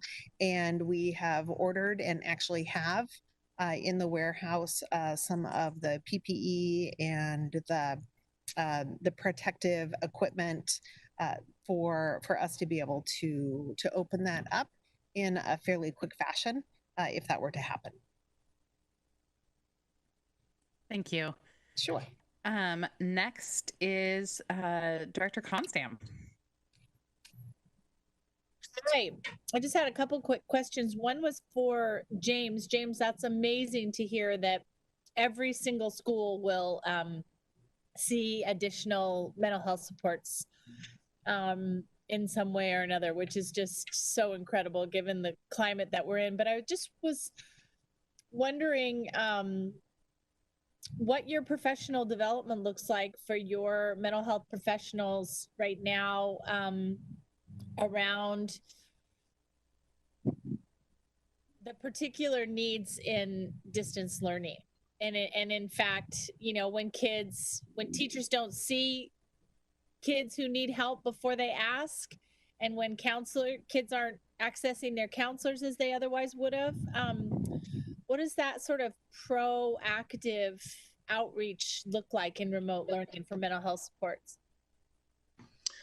Absolutely, Director Constam. So, you know, I think one of the things we will be preparing our support staff for as they return to work, especially our new folks, is just making sure that we are taking time to honor, acknowledge, and meet students where they're at, having suffered the collective trauma of this past spring and summer through the COVID crisis. And so, you know, we have worked really hard with HR to identify dates for individual training of each group, our counselors and social workers, especially the new folks, in preparing them to address the very substantial need that our students are facing with increased rates of anxiety and depression as a result of COVID-19. So that guidance really looks like making sure we are working continuously to make connections with our teaching staff, who will be the key points of contact for our students. To make sure we're reaching out and connecting in a way that's organized and fluid, so we don't get families receiving inquiries and calls and from various educators all at once. And so I think it's really just guidance, like I was speaking to earlier, about making sure that at each tier we're working to support students, really being a key player in delivery of social and emotional content that our Jill Bryant in our MTSS department has worked tirelessly to develop over the year. And then, just like I said, it's case coordination, staying attached to other educators, working through our student intervention teams to continually track and progress monitor. So that, yeah, does that answer your question? Or Thank you. Keep it posted. I was going to ask Director DePaz to ask her next question, and then we'll come back around. Okay. Director DePaz, do you have a question? Yes, I do. I actually have a couple of them, but I'll keep it to one for now. I'm curious if the district has any plans for a pay to play. I'm curious about what we're doing with kids that are, say 5th grade and under, whose parents need to leave to go to work. What we're proposing for those kids. And the other thing I'm curious about is how our contracts with those culturally specific providers stack up, how they compare to last year and the year before. Are those increased contracts? I also want to echo and support what Andrew said about those families of the 2,500 high schoolers that got incompletes. And I think that I just want to say a comment that I think we need to do a little bit better trying to reach those parents. And I would benefit by hearing more from those parents. However, we can get that information from them, because those are the people that we want to serve, right? Thank you. I'll go ahead and talk about, I think this might answer your question, but please let me know if it doesn't. In regards to childcare, what we have done is we have provided a survey to parents and to staff in regards to what their childcare needs are. We will be talking with the superintendent tomorrow in regards to what our recommendations are based on those 2 surveys. And from that work, we will move forward from there to see what is feasible, how we can partner with different agencies and our community partners to provide some supports for working parents and for our staff. And so hopefully that answers your question. It doesn't give you a specific answer, but we are working on it. And then I'll pass it over to Danny in regards to your next question. And my question about that piece really was about this $1,000 a month option. I'm trying to square that with the families that the Black and Native families, and frankly any family that might not be able to afford $1,000 a month, and how we're looking at squaring that for families. So for those of you who were watching Role Playing a few nights ago, you heard your superintendent speak on this topic and goal of making sure we offer an array of supports for students and families. And so there was some initial surveying and focusing group around what are the express needs of our families, because we're very conscious of the fact that for some people the need might be paying a fee to a licensed childcare provider. For others, we may need to establish some learning hubs. For some, it might be a culturally specific partner mentoring and checking in with a student, or maybe it's with one of our classified staff tutoring a student online during indirect time with their teacher. So you noticed on the last slide, Ms. Martinek ran out of time to describe for you. This is one of the topics we're actually going to come back to the board and describe as soon as we have some additional moments to really sort of talk about what is that menu of supports that we want to make sure and are very conscious of in our underserved communities that they have access to for sure. All right, Ms. Ledesma, did you want to respond? And then we'll move on we've got Director Brim Edwards and Director Bailey who haven't had a chance to ask any questions yet. Yeah, the answer, I'll be short. The answer is true. These contracts are increased. Thank you to the board and to the legislature as part of our investment package. We increased these contracts by about 60% of the total fund. So after our RFP process, we're seeing that most all of our contractors are getting some level of increase. Thank you. Director Brim Edwards, did you have an initial question? I do, thank you. So just to the staff, I want to say I appreciate, and I'm sure a lot of parents appreciated seeing the sample schedules, both at the elementary level and then the middle grades level, because I think it gives us a better sense of kind of what that day looks like, because I think we're all grappling with the question of it's going to be different from last spring, but what does that mean? So really appreciate the staff doing that. And then also, I think complementing that with the information that was presented on the culturally specific strategies and the counselors and the social workers adding those things together. I think I can start envisioning what that universe might look like. So I want to thank staff for that. Obviously, strong, consistent implementation with lots of supports will be key. And so my question really revolves around supports, and I think it sort of complements some of the other questions that have already been asked. But one of the things I know as a parent, when my kids were struggling with an assignment or learning to read, that as somebody who's not an educator, there was the how do you best support your student? And I know this fall, because I heard about it this spring, there's going to be lots of parents in that same position, and there's going to be a variety of reasons why they may or may not be able to help their students, and it won't be any deficiency on the parents' part because they're not educators. So the question that I had, and it sounds like maybe this is going to be teased out in the future, but have we considered sort of the idea of paid tutors? It sounds like our learning hubs the same thing as the micro schools, and would we provide some sort of additional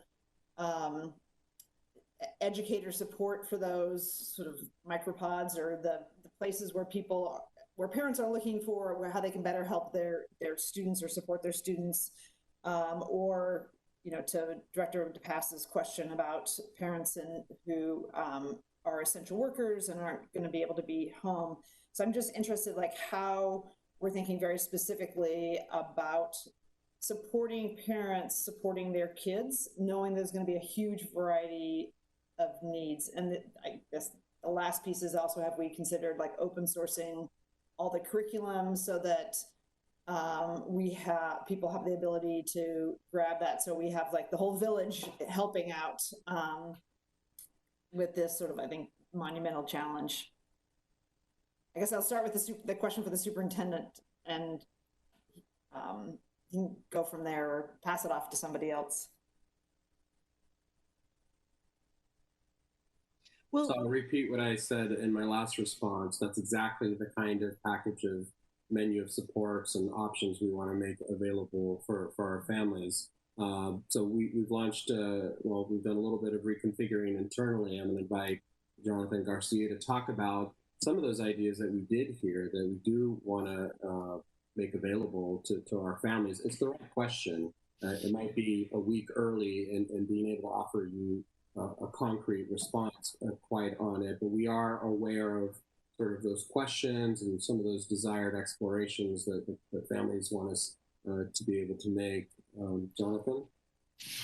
Thank you, Superintendent Guerrero. Jonathan Garcia, Chief Engagement Officer. So as part of our efforts this summer, we have been working and partnering with with our culturally specific providers to bring together parents in small focus groups. And in some of those focus groups, our parents have generated really interesting ideas that we're currently pursuing and looking at as viable options. So Director Burnham Edwards, to your point about tutoring and those types of supports, we're looking at a variety of means right now with Danny Ledesma. We're going to be meeting with the county to look at the way in which the SUN system can really, augment and support the work that our educators are providing. So we're in conversations around that, and then really thinking about how we might enlist college age students to mentor, or not mentor, I apologize, to tutor, provide academic tutor and support to some of our students. And we're also exploring the idea of physical locations for families who need that extra support or that extra hand-holding to navigate, the complexities of this work. So they have the support. So I guess what I'm trying to allude to is that we have a number of ideas that we are looking to that we're exploring, and we're aggressively working to talk to our community partners to ensure that that we're not overlapping in services, but we're really augmenting and supporting one another as we're supporting our students. Thank you. Director Bailey, do you have a question? Yes, like everybody else, I have a number of questions, but here's my top of mind. One, I want to thank Director Scott for emphasizing that the 4-period high school day came about due to our focus on equity and our highest priority for those students. And I think we need to, I agree with him, we need to continue to articulate that strongly going forward. There's no perfect solution there. And I have a question about the middle school schedule. Are we expecting middle school and middle grade students to do 6 periods or 6 classes or 7 classes? Wouldn't that same principle in terms of high school students apply at the middle grades as well? That's my question. Yeah, so thank you for that question. So they are, middle school students are on, pure middle school students are on a 6-period schedule, but there are electives built in. So they're not 6 academic, you know, like with homework every night and those kind of things. So they're also on a shorter time block. So their classes are 45 minutes instead of where high school classes meet 75 minutes in this model. So they will, and they're not credit bearing classes. So we needed to get the 4 core classes, which language arts, math, social studies, science, and we didn't want to not provide any elective choices for middle grades students. And we would pretty much have taken their electives away if we didn't offer them their the schedule that they have now. All right, that's been almost half an hour, and half an hour is about enough time for us to each get through one question, which to me does not feel very satisfactory. I know that we all have lots more questions. So let's run through the list again and see if we can do that quickly instead of half an hour. So student Representative Hsu, did you have another question? Yeah, can you come back to me in a minute? I need to get some things set up. Yeah. So Andrew, did you have anything else? It sounded like you kind of made your statement and are good. Yep, I'll pass this around. Thanks. Okay. Next is Rita. Did you have another question?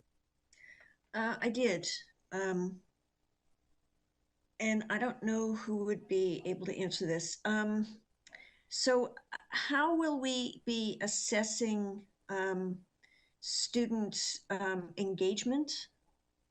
Not just attendance, but engagement. And will we be doing it in a way that will permit course corrections if necessary? Dr. Brown, do you want to offer a response? Yes. So one of the things that we're, well, good evening, Director Moore. Pleasure to be able to speak with you. Engagement is one of the things that we're very much interested in at this point in time. And like you said, not just attendance. And so like a couple of you have mentioned this evening, we are very much interested in trying to ensure that we engage with all our students and iteratively work to engage with those students that we weren't able to effectively engage with in the spring. Beyond just simply making contact and trying to get them in the process, we're also, as you saw today with the learning management systems, we're looking to leverage the information within the learning management systems to understand the degree to which kids are participating in activities as they move forward. And we're currently working on being able to use that to have some sense of the proportional engagement of students over time, so that we can course correct and again, iteratively go back to reaching out to families. And one of the strategies that we worked through this spring that I think was particularly effective was working with our community partners to further engage and get kids back on track. So working through that plan right now, so that we can, again, leverage all the resources we have to get kids back in school and get them back on track.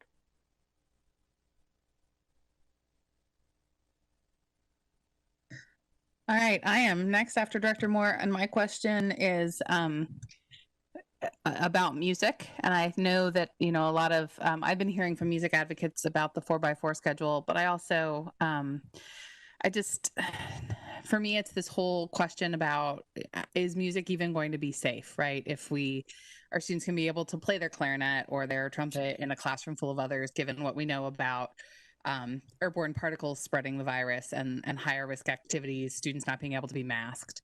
So just wanted to ask, what is the thinking around that? And I'm sort of wondering if the 4x4 schedule isn't better for music, so students can take music when they are remote, and it's safe to play their instrument rather than in person when they'd be sitting in the classroom without being able to sing or being able to play their instrument. So could someone talk to me about music? So that was a consideration. Of course, the fine arts are critical to a student's well-rounded education, and we think they're very important. But there are, we have seen the story of the choir person that they were singing together, and then multiple infections happen. And we know that just this distancing that you need to have for choir and is problematic in a school setting when we do come back in a hybrid manner, and it is possible still to take those courses on a 4x4. There's nothing that precludes them. And when you see the schedule that we are making up for high school particularly, there's nothing that precludes them from working like on, there are times built in the schedule for sort of flex time. So there's nothing that precludes them from working with their teachers at times when they're not necessarily enrolled in the class. And that's a consideration that we have talked about for music teachers, and particularly music and choral and band class. Thank you. All right, I've lost my list. Next up is Director Constam. Just a quick follow-up again, Dr. Bird, on the schedule. So if it sounds like you are looking at making some accommodations for some of our schools, particularly IB, would that mean a hybrid schedule so that they would have, 2 or 3 of their subjects condensed and then one IB class through the whole year? Or would it be just going to an 8-period schedule for all of them? Yeah, thank you for that question. We've looked at a lot of different options for IB, and we talked to the head of North American IB schools last week. And because of the number of students that take IB classes, which is a good problem to have, the number of students that are going for the full diploma, it does present unique challenges. The IB is unlike AP in one major way. It's really a 2-year program that you have to think about. So students start the journey for a IB diploma. Well, they actually start in their freshman year, but they really, the junior and senior year are 2 critical years. There are requirements for minutes for those classes. There are extended assignments that they do. And really, IB teaches the habits of mind. So it's really about kind of reflection and how kids are going through the world, how children are going through the world and thinking critically. So we could not find a way with the number of students that we had to limit that to a 4x4 schedule. It just couldn't work. So we are going to, for those 2 IB schools, that's Cleveland and Lincoln, allow them to run an 8-period schedule, but there will be guardrails up for that. So there have to be support classes. So they're not 8 academic classes. There have to be support classes in place for students that are in those IB, seeking the IB diploma. There have to be, for freshmen and sophomores that are not taking heavy loads of IB, they're going to have to be some modifications to their schedule so that they're not taking a full 8 classes. People have asked me about, well, why don't you just let the ones who need 8 periods take 8 periods and then schedule everybody else differently? That is problematic in a couple of ways. The first way is problematic is that teachers don't just teach one grade level in high school. So you often have a 9th grade and an 11th grade teacher. So you can't run 2 different versions of a schedule because with the staffing that we have. The second problem is that I can't remember the second problem. Anyway, I'll think of it in just a second. But it's just problematic in a couple ways. That doesn't mean, though, I want to be clear about this, that we're not concerned about students who take AP classes. That is also a rigorous program, and we can accommodate those students in a 4x4 schedule. So we're making that modification for IB schools, and we're going to make sure, though, I have talked to both principals, and they have to do a couple of things. They have to review every schedule to make sure that students have support classes in place, and we'll be monitoring that. And they have to have a plan to intervene if they see that students are falling off, or not keeping up with the work. There has to be plans in place to support those students along the way. So I feel, that every schedule, I know that's the second thing. Every schedule has trade-offs. And so besides having teachers teaching at different levels, the trade-off for the Cleveland and Lincoln is they're not going to meet face-to-face as often because they have more classes. So that's the trade-off that IB schools have to now, they have to deal with that, because we only have I told you at the beginning, we have a box. These are the things that have to be in the box. We have to follow ODE guidelines. And so you have to make your schedule fit in that box. So, so there's sort of some built-in guardrails just because of the constraints of time that we have. Thank you, Director Byrd, for explaining that. We're going to hear from Directors DePass, Brim Edwards, and Bailey, and then I'm going to open it up for any lingering questions after we get through those three. I've already talked to Liz and Roseanne, and we're going to push the executive session a little bit so we can get through all of our questions. So Director DePass, do you have another question you'd like answered? I don't have a question at this point, but just a comment that this is a terrible time for woodwinds. Really hard to play a saxophone with a mask on, but an excellent time to take up a string instrument. I think music is really an important part of a well-rounded education, and so I'm sad that for kids that are invested that way, but take up a string instrument or the drums. Yeah, no, brass is bad, but you can do, like you said, and I know that Guadalupe is an advocate for violin, so yeah. Yes. All right, Director Brim Edwards, do you have another question? So I'm interested in, thanks in the last question for answering that. I guess we'll have a preview on what some of these additional supports will be before the start of the school year, because I think that will also really put parents in a better place. That is like the big question I get asked about these days. So the question, I have a question, and then also just data request.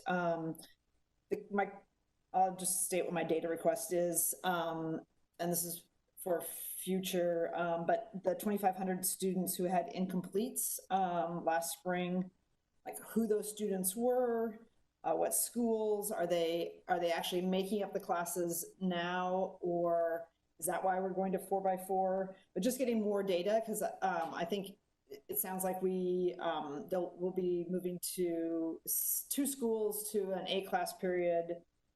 Jefferson is fine because they are connected to PCC. You have the other 6 schools that have AP programs, and just how that works. And I'd like to see current data of how successful students are if they take a class in the fall but don't take the test till the spring, or they take the class in the spring but don't get all the way through the material before they have the test. So that's like just a data request I'd like to see in terms of like how across the high schools we're setting kids up to be successful and be able to obtain college credit.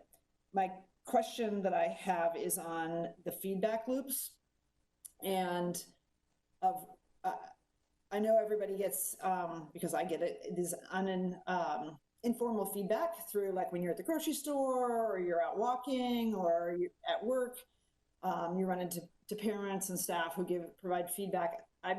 This is going to be an unprecedented time that I think we're going to need to absorb feedback and as a system adjust. And so I'm interested in Superintendent Guerrero in how you see the district absorbing feedback from 50,000 focus groups that's going to be happening across the district in homes, and how we're going to incorporate that to stay agile and nimble and make adjustments for our families and students. Well, I'll start off by saying I have great confidence in our school leaders and our school communities and our educators who are going to be working closely, even if it's virtually, with our students to see what those actual and expressed needs are. And I'm well aware of the feedback. I'm receiving it on the hour, all day long, all night long. So I'm sure I'm hearing from our constituents as often as probably each of our directors are. So not unfamiliar with the themes and concerns that are on our families' minds. And those are exactly the kinds of conversations that we're having so that we can develop an approach that's both responsive to the expressed need, but that observes a lot of sort of other overlapping considerations that we have to take into account. So I'll just say that, but I don't know if you want to add anything there, Dr. Cuellar or Dr. Bird. Yeah, I would say that I'm certainly getting that feedback about the high school schedule, and we are, and I do want to be clear that I understand people's concern, and I'm meeting with high school principals tomorrow again to talk about how we can make modifications to the schedule, and so we will do that, and we have also time set in the schedule that the teachers can meet with small groups of students, so it's not just the typical class where you're there and the teacher, and then you don't see the teacher again. So all throughout the week, whether they're seeing the teacher, whether they're attending their first period class, for example, or not, there are times each day of the week that there are opportunities for them to meet with their students. And so I think we have built in some things. We will continue to be reflective and modify as we go along. But I've talked to principals, just to give you a couple of examples, Director Brim Edwards. There are principals who are scheduling AP classes all in the fall. So students are taking maybe 2 classes AP, scheduling those in the fall, and then they'll put them in a lab class in the spring to prepare for the test. That's a very common thing on the 4x4. And the same with math. There are principals that are double blocking students in math. So there are some, I'm counting on our principals also to work within the constraints of the schedule, but to look at student data and understand how you need to creatively schedule. Because all of these schedules, the research is clear. You can find research on any schedule, and the one that works is the one that is well supported by the school leadership and the teachers. And so we need to be very mindful in how we support teachers in this endeavor. And if I may add, this is Jonathan Garcia, again, Chief Engagement Officer. We're also, and I appreciate the question, Director Brim Edwards. We we're also looking as a system. We're doing some analysis, and we're actually having a meeting later this week to look at some systems that we can build within the organization to really capture in real time that feedback and ensure that we are really, being able to absorb all that data. So hopefully we'll have more information to share with the directors if these meetings pan out in terms of our ongoing conversations to look at that. But that is an area that we are definitely wanting to look at just as an organization, right? How do we capture feedback on a continued basis and use it to be responsive to the needs of our community? I know we have a lot of questions, and it's always one of those pieces for us as we're hearing from constituents and people like me who are a parent to want to get in all the details. But I want to remind us to keep our questions at that board level governance place as we kind of think about the operational piece of all of this. Director Bailey, did you have another question? Yes, I did. So first I want to say I've taught community college using Canvas, and it's a great tool. And I could tell when I gave out an assignment who was on that assignment right away and who left it until 11 o'clock at night the day before it was due. So it's a great tool for tracking engagement in that sense. Along with, you can have group discussions and all sorts of good stuff with. A question Director Bailey, if the board staff to use Canvas, who do you think would be the board members that were first to engage? You don't have to answer that. I'm just teasing. All right, continue with your question. I would be the last because I am an A1 procrastinator. I'm not I would recommending take that. up that challenge. I'm not recommending that as a way of life. I know Michelle and I were pretty superior that we turned in our stuff for Gigi's evaluation first. So Michelle and I gave ourselves gold stars. There we go again. How do I mute you? Okay, a question I'd like answered in another venue is I'd love to volunteer as an economics tutor. And I know there's probably a lot of other retired teachers, for example, out there who would love to volunteer. So that's a later question. I'm happy to provide a quick response, Director Bailey. That's not my question, though. Okay. He's trying to ask 2 questions at once, Jonathan, but he's only going to claim the second one. Hey, I'm just following Director DePass's example. I'd also like to hear more about the supports at Lincoln and Cleveland for a little bit more detail on that for the students who need those supports. And Sean, I love you, but I didn't quite grasp your answer around middle grade schedule, so I want to check in with you later on that. Sure. My question is, I've gotten a couple of questions from parents about, hey, my rising senior is just 3 credits away from graduation. Why not just enroll them for 3 credits? And then we've got more resources for everybody else. And my response off the top was, I get what you're saying, and that means your student would miss out on a half year of education. That's valuable stuff. You know, why would you, not why would you want that, but that's something to consider. But I wanted to know if that was under consideration or not. And I'm guessing Director Brim Edwards, among others, might be having a little attack right now, but appreciate your answer to that. Okay.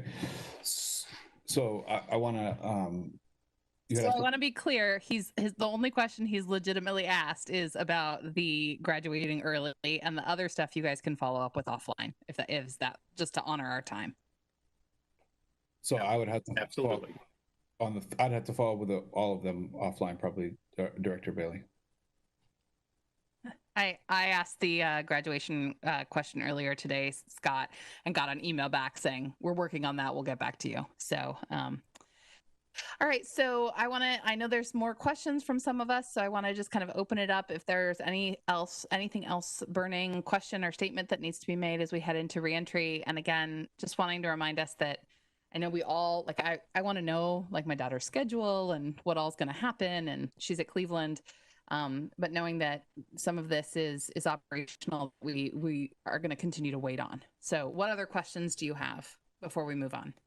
Since I didn't get a question really, what's our current state of connectivity?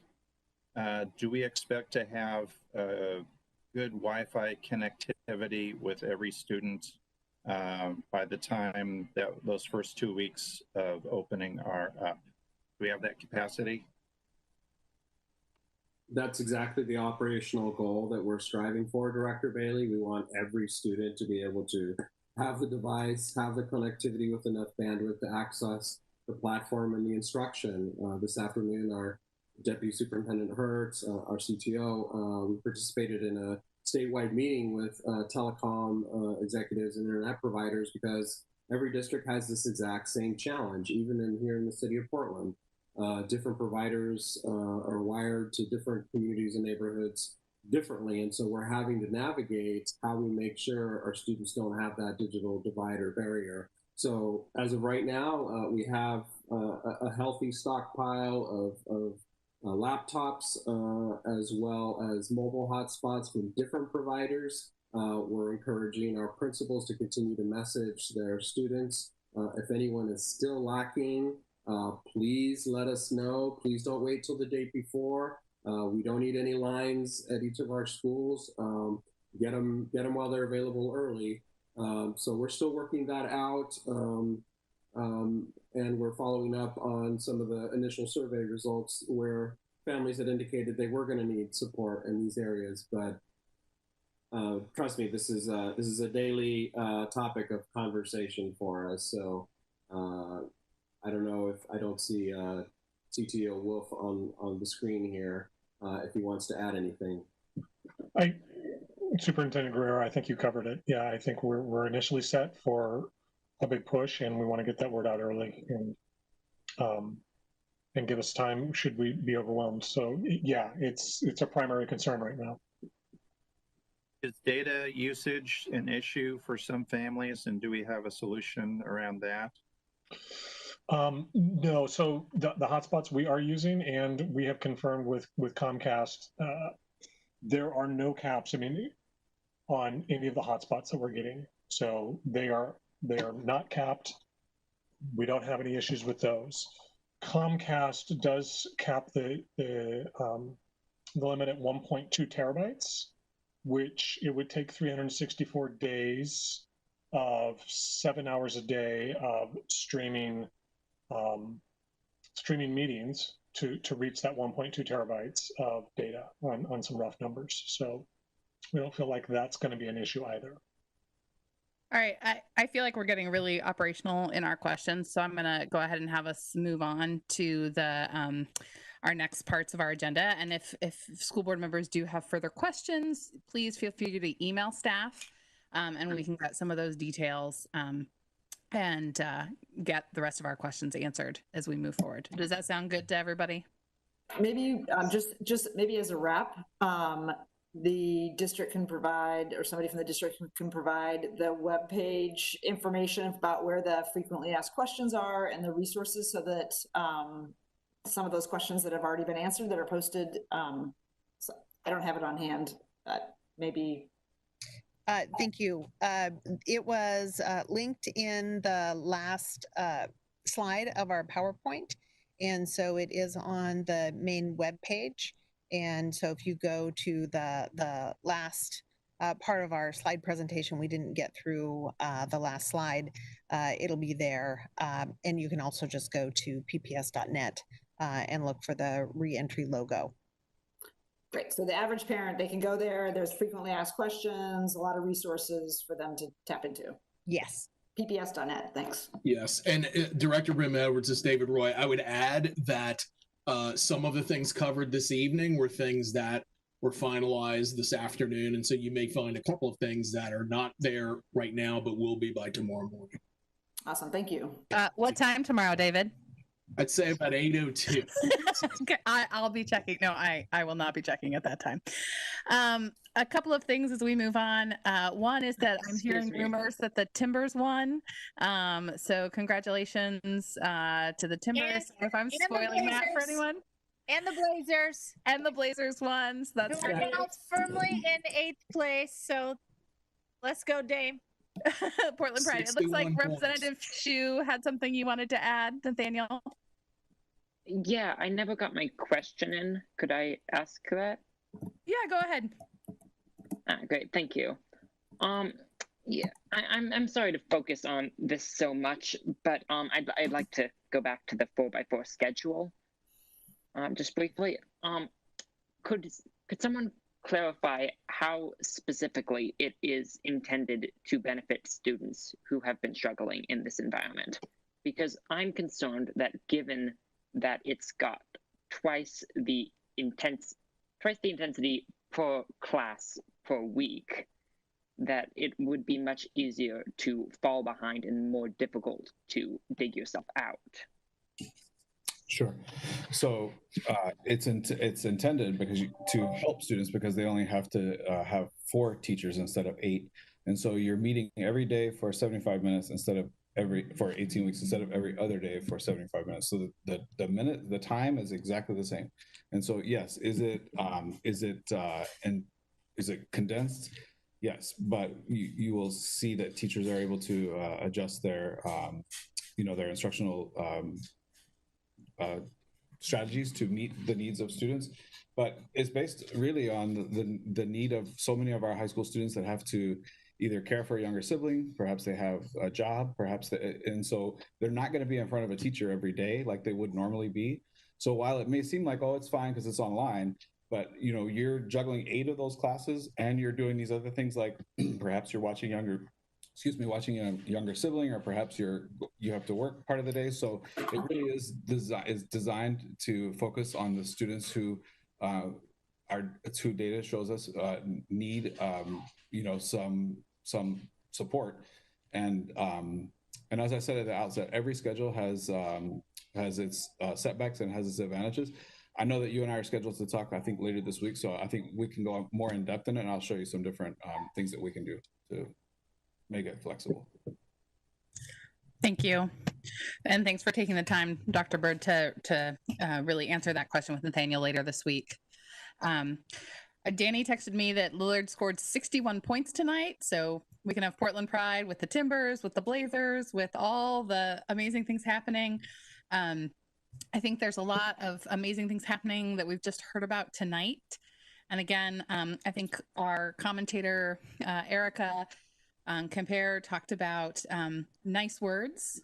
And I think that what we're seeing, especially with things like our 4x4 schedule, is really trying to live into the racial equity policy that we have and the language we put out there. And I appreciate your questions, Nathaniel, trying to help us really fully understand why district leadership is letting us know that the 4x4 they think will benefit our students who have most struggled. And it's one of those times, I think, to echo what Director Scott said, to really line up behind what we say we're about. I mean, I think we are getting a lot of pressure to move to an 8x8 schedule and to consider that. And I think we are trying to go for that win-win and look at being flexible when it comes to IB, and really appreciate that. And at the same time, how do we really center our BIPOC students and really make sure the choices we're making are benefiting them in that idea of targeted universalism? And this feels like one of those first big moments where we have a decision to make that is going to impact a lot of students, and how do we make it in a way that is in alignment with our stated values? So thank you to staff for a comprehensive review tonight, for answering all of our questions, and I know you're available to continue answering our questions.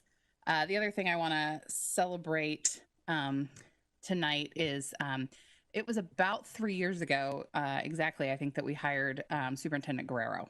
I think you started in October, but I think the decision was made in August. Am I correct in that, Superintendent Guerrero? Yep. I'm not very good at calendar milestones. If I can keep my anniversary straight, then that's a plus. But I think you're right. I think I like to say, finishing 3 years and going into my 4th school year.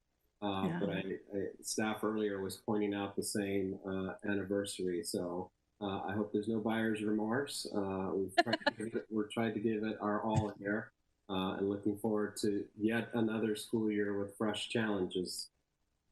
It was August 10th. Okay, well, Director Brim Edwards would know.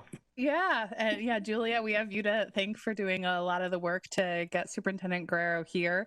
And I want to say thank you for 3 great years, and here's to at least a few more as we continue in the PPS Reimagined Vision and the work that we're doing. I know that when you came 3 years ago, you did not sign up to be superintendent during a pandemic, but I honestly can't imagine a better leader for us to have had during this incredibly stressful and chaotic time. So yeah, I will follow Dr. O and give a round of applause to, I know he doesn't like this, but to Superintendent Guerrero and to all of our amazing staff. Thank you for the kind words. It's a team effort. And just remember, I wanted to hire you a week earlier than that, but everybody else wanted to go through the whole process. All right, before I completely lose control of this meeting, we need to move on to the items we pulled from the consent agenda. So Director Brim Edwards, what question did you have about, do I need to move the item first, Liz, and then we need to have discussion? I think that is the correct. I'm looking for Liz is nodding yes. Okay, so before us now is resolution number I have to scroll back up to find the correct number because we don't want to have to do that again. 6160. Do I have a motion to bring this resolution before us? So moved. Do I have a second? Second. Okay, Director Constant moves and Director Brim Edwards seconds resolution 6160. Is there any board discussion? Director Brim Edwards. Thank you. I also have just a couple questions. And this is something that's come up quite a bit especially parents of seniors. And when the whole issue of college credit came up. And so on this particular agenda item, we're paying about $250,000 for PSU classes for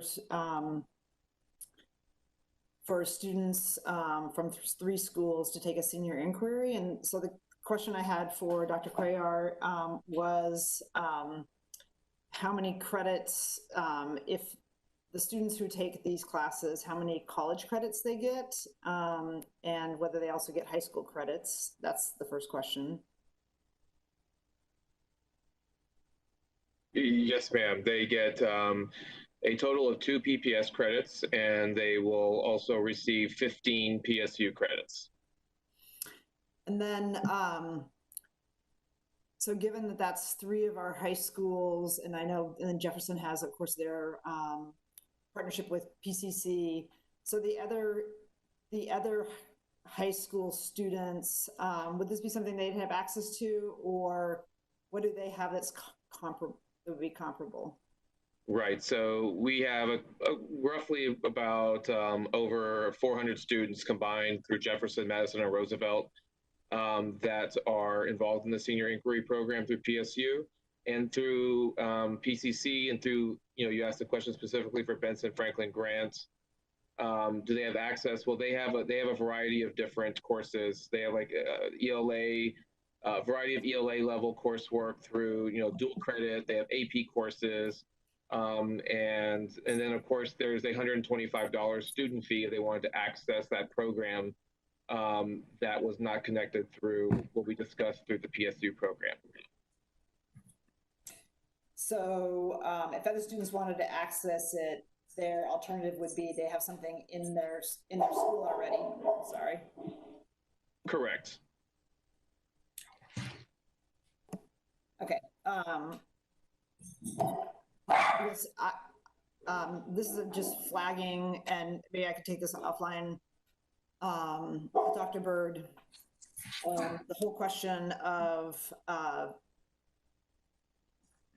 whether we have a solution that works for the students taking AP classes. Those students who are at the AP schools, it sounds like there's a solution for the IB schools and for the other ones. So I'd be interested in having a conversation offline about that. I'm supportive of the class for the PSU class for these students. I'm just also curious, just in the changed environment, about other students having access to it. Yeah. All right. Yes. Oh, sorry.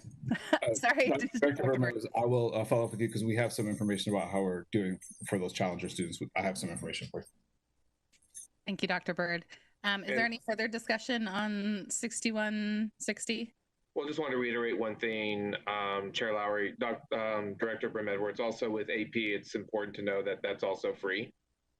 So I just wanted to make sure that, we also were aware of that. That was not an added expense for our students, taking advantage of our AP program.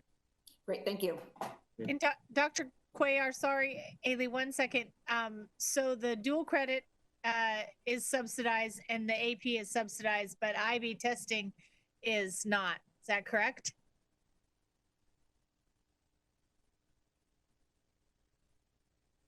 Dr. Bird. I have to find out. I'll get back with you about that. I think that's something we need to review with our RESJ lens, because historically students in doing IB testing have had to pay. I don't know if this is still the case, but when my son was in high school a while back, any student on free or reduced lunch was subsidized by the state for the IB tests. I don't know if that's still the case. So it was a means test. We can check into that. I do know that in college and career readiness, we do have a budget for subsidies. And I know that PPS has historically found creative ways to help also in testing costs. But we can absolutely get you a definitive answer in response to that tomorrow. All right. Is there any further board discussion on Resolution 6160?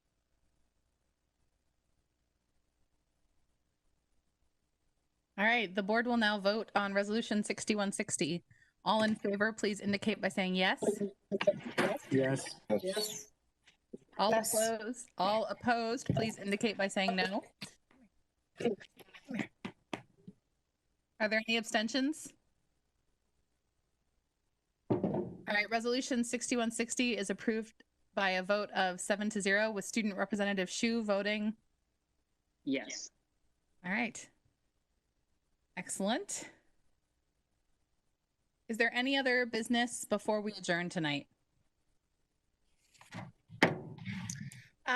I can give a very brief update from the Lincoln High School Steering Committee, just that everything is proceeding swimmingly. They've done their first big concrete pour. They're waiting for their first second set of major permits. They negotiated their guaranteed maximum price at below the budget estimate. They're on budget, have 95% of contingency remaining. Just check it out if you're ever on that side of town, everybody. It's looking good. It's looking like a real high school is being born.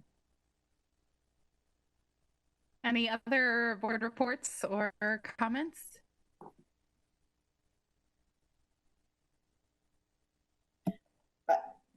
This is Julia. So I'm on the Kellogg DAG, and one of the big issues with the DAG that has come up that is now rising to the surface is the issue of setting the enrollment boundaries. And I know that Director Scott and DePass have been engaged in the conversation about that. And I think it would be great at a future meeting to get input from that committee so people can see the physical building of the school happening, and how is that going to be married with the school campus. So at some point in the future, that would be great to share with the broader community about just the process and everything else. Slight correction, Director Bailey, not Director Scott. I'm sorry. If you guys could change your names to be more different, that'd be great. I was just and going to make Director some Moore stuff as well. up. Yeah, Director Moore, yeah. I'm sure Director Scott was worried about that report he was going to have to give. I was trying to, I was having to study up real quick, so. All right, anything else before we adjourn? Just a note that the next meeting of the policy committee is on August 24th. All right, Which coincidentally is my birthday, in case anybody's interested. Happy almost birthday. I did want to make the announcement that Director Moore shared with me earlier when we were talking about sports that the Red Sox lost tonight and that they are in dead last in the AL East. So you can just, commiserate with her or cheer like Jonathan, depending on your sports preferences there. Rita, you really want to draw attention to that?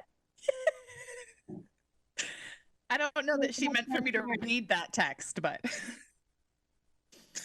yeah. I think it just helps explain when she's grumpy that we can always just blame it on the Red Sox. So, all right. Nothing else. We are going to go ahead and adjourn our meeting. The next meeting of the board will be held August 25th at 6 p.m. And this meeting is now adjourned, and I will see all my board colleagues in our next executive session.